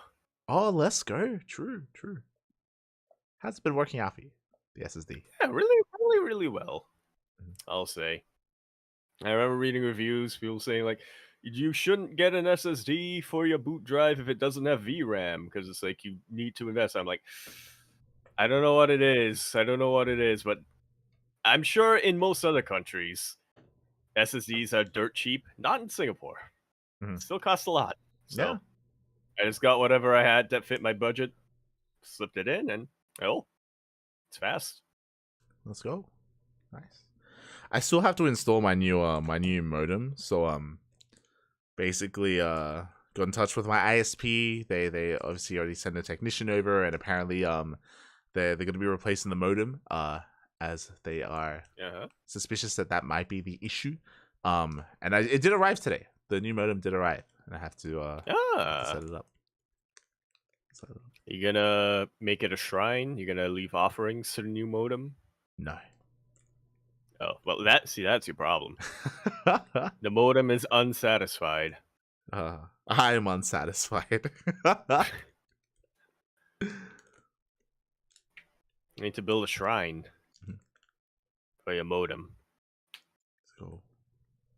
You need to leave Ethernet cords around it. And across the Ethernet cords. Yeah. To burn some SATA cables. Yeah. Burn some copper. Some copper wiring. Yeah. Mate, someone's like Need that. to yeah. You need to leave your hotspot. Leave it. Yeah, just leave it at its feet. Okay. Oh, we're loading. And no! It was Coca. Feels bad, man. Oh. Alright, we're gonna Okay. Looks like we are gonna remake here as we have lost one of our casters. Coca was the player, was the caster that did lag out. Is of course covering the event in French. True. Yeah, we'll try to accommodate that. Well, hopefully everything's going fine over in France. Hopefully it's not. Hopefully Telstra hasn't invaded. They've invaded France. They've infiltrated. Yeah, true. They're in Paris. Nobody even noticed. They used the Olympics as cover. Yeah, under the shade of darkness, they're inside Coca. Oh, he is ground zero. That's all good. We just burst from his chest. Telstra. I still have not seen the new Alien through, movie. and we'll apparently, I don't know. Apparently, it's pretty good. I feel like the bar has been set quite low though because of the previous movies. It has. But I think like pretty good is all we really want now for Alien. Yeah. People said it was tense, and it took a lot of inspiration from the game. Yeah. But regardless, we are going to be kicking off our best of 5 grand finals now on Dynasty.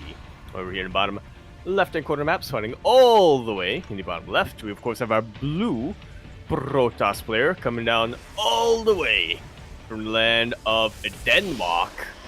He's, of course, going to be representing Psy Storm Gaming, PSG. We have MaxPax. And spawning in the top right-hand corner, we have the South Korean Zerg player, the Red Zerg representing Gaiman Gladiators. It is Shin. And if you're in the chat, predictions are now open. And get your gamba going. Place your bets on who you think will be this week's WardiTV Monday champion. Yeah, we had to give a little bit of an extra grace period, as only now are we truly kicking off our grand finals. A little bit of a tidbit, fun fact coming down here in the chat is informing us currently Shin is the top MMR EU player. MaxPax is the top MMR KR player. I have those two mixed up. It's Shin who is the top KR MMR. MaxFax is the top EU MMR. It is known that MaxPack sells ladder a lot on the Korean server, and Shin likewise ladders a lot on Europe.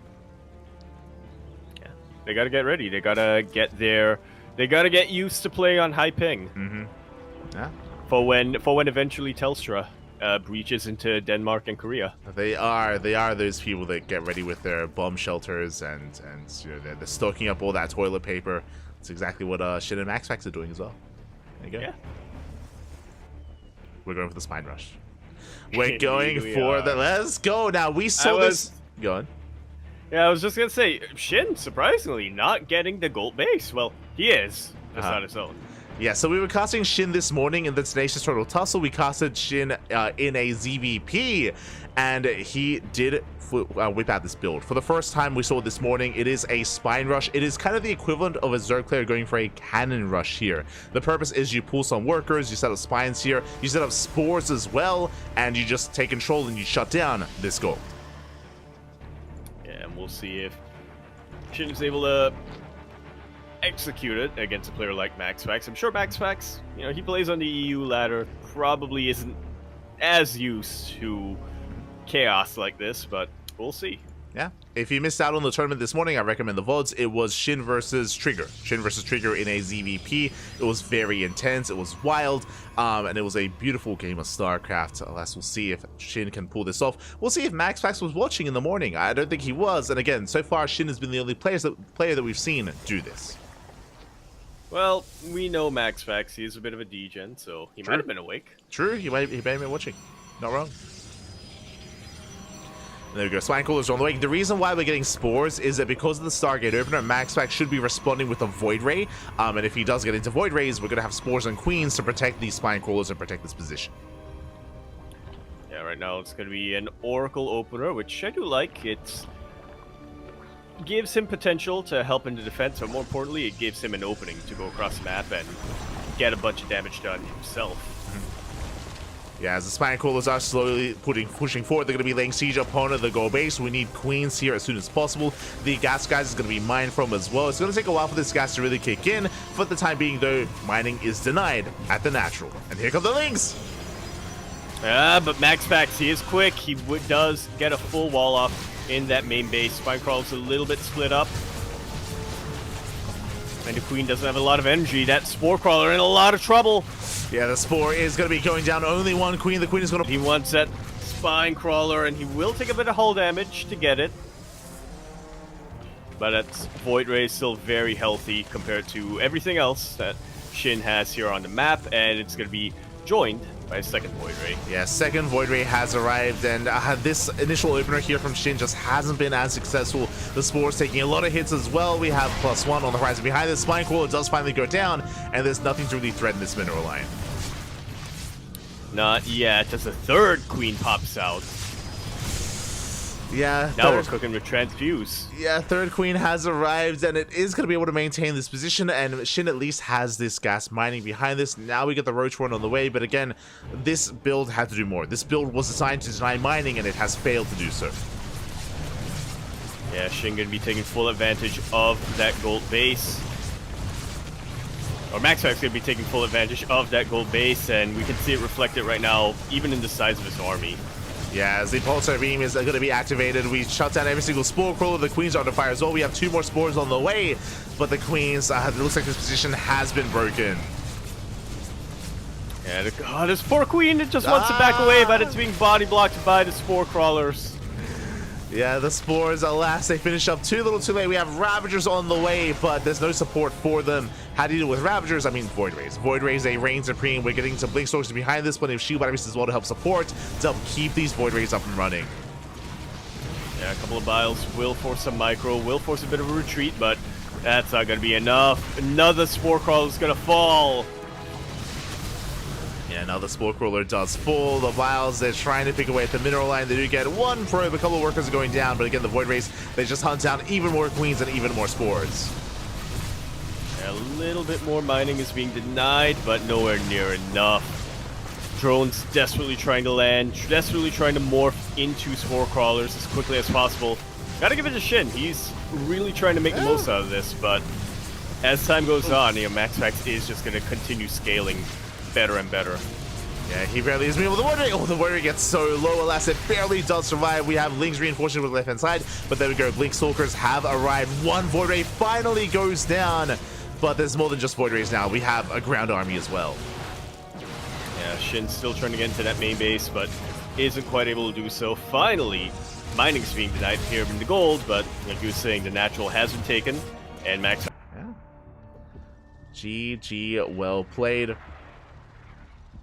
Ooh, I do apologize here as it looks like, yeah, it looks like once again, the Twitch stream is struggling a little bit here. Again, unfortunately, the servers are not quite, they're not the most stable here today. What offering do we leave for the Twitch gods? True. I'm wondering if there's like a figure out. Yeah, I'm wondering if there's like a better approach here.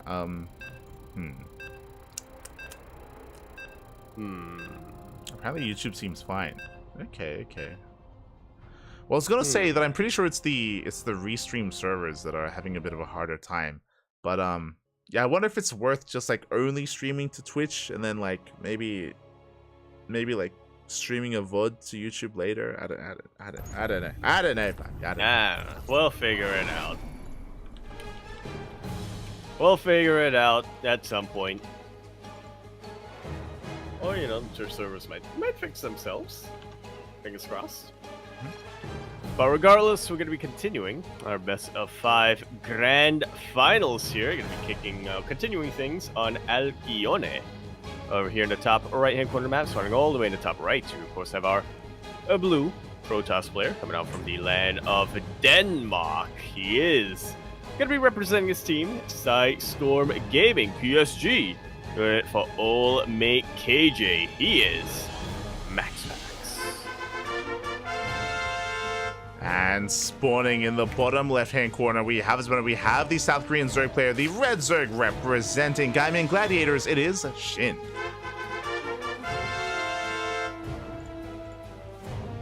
Going for the gold.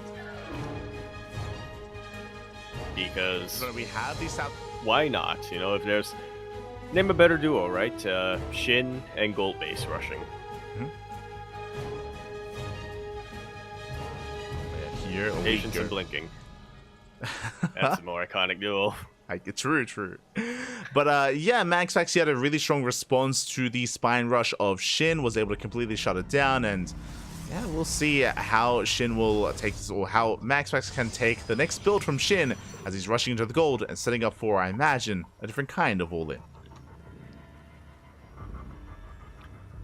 Yeah, what is in store here? Now, we've seen that Shin has kind of figured out how to deal with the initial response that I think a lot of Protoss players used to have against gold-based rushing like this, which is just throwing a forge, throwing cannons.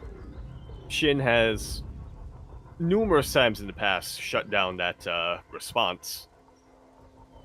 So I have to wonder if MaxFax, if he does scout this, you know, will he go for conventional wisdom? Or will he tap into his darker side? His more NA side, if you will. Yeah, we shall see, as we do have Shin just main knighting over, saturating that gold base as quickly as possible, getting into his own Ling aggression for the time being, but Shin did actually pull out of gas. I was expecting him to stay in and go for a Roach Warren, but no, for the time being, he's just making Lings. And he's making more. He's going for Ling Flood. May as well, yeah. Wall is not yet a wall, and we'll see if Shin can take advantage of this. I believe that Adept does scout the initial handful of Lings. Yeah, some Lings are going to be spotted here. Meanwhile, back at home, MaxFax, he's setting up. The wall is still a little bit open and will shade in between the bases. Shin now droning. He's droning up. He's looking to and trying to expand and take a third base, but for now, MaxFax is keeping up and is denying that. Oh. Yes, the Adept will escape, but not before Shin is able to sneak out a drone and get that third base.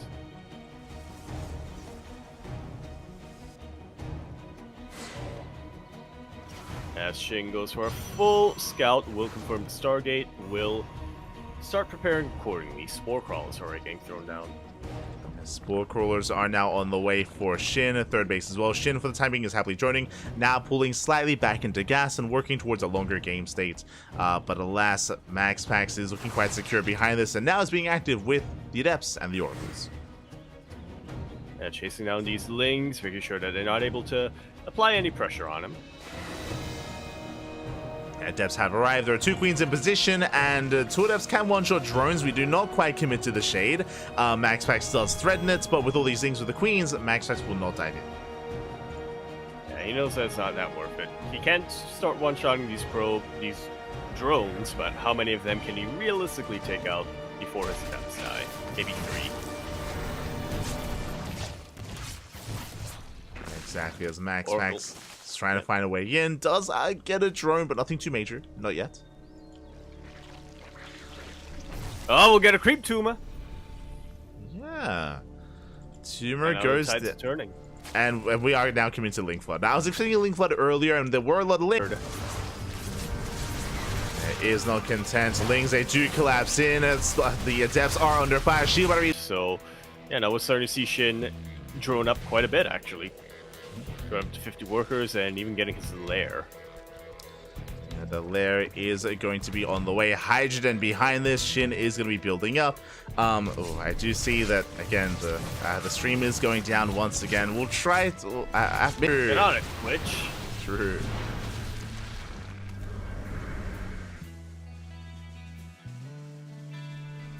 As for now, we're just getting into our mid-game. MaxPax actually committing a bit more into Oracles than I expected. 4 of them now out on the map as Shin just, taking into Hydra Link. Or he can just go for a full tech transition. Can do so, catching out some of these Lings. Not bad, shaving them off.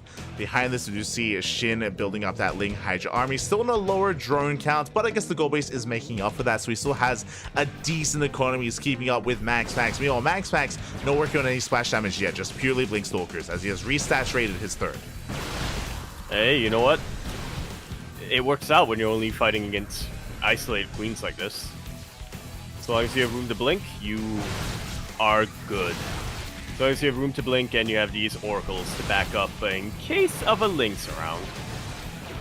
As Shin, he cannot fully engage, gonna be forced back, another Overlord going down. Max acting so careful with poking in, doesn't want to overextend, doesn't want to get surrounded.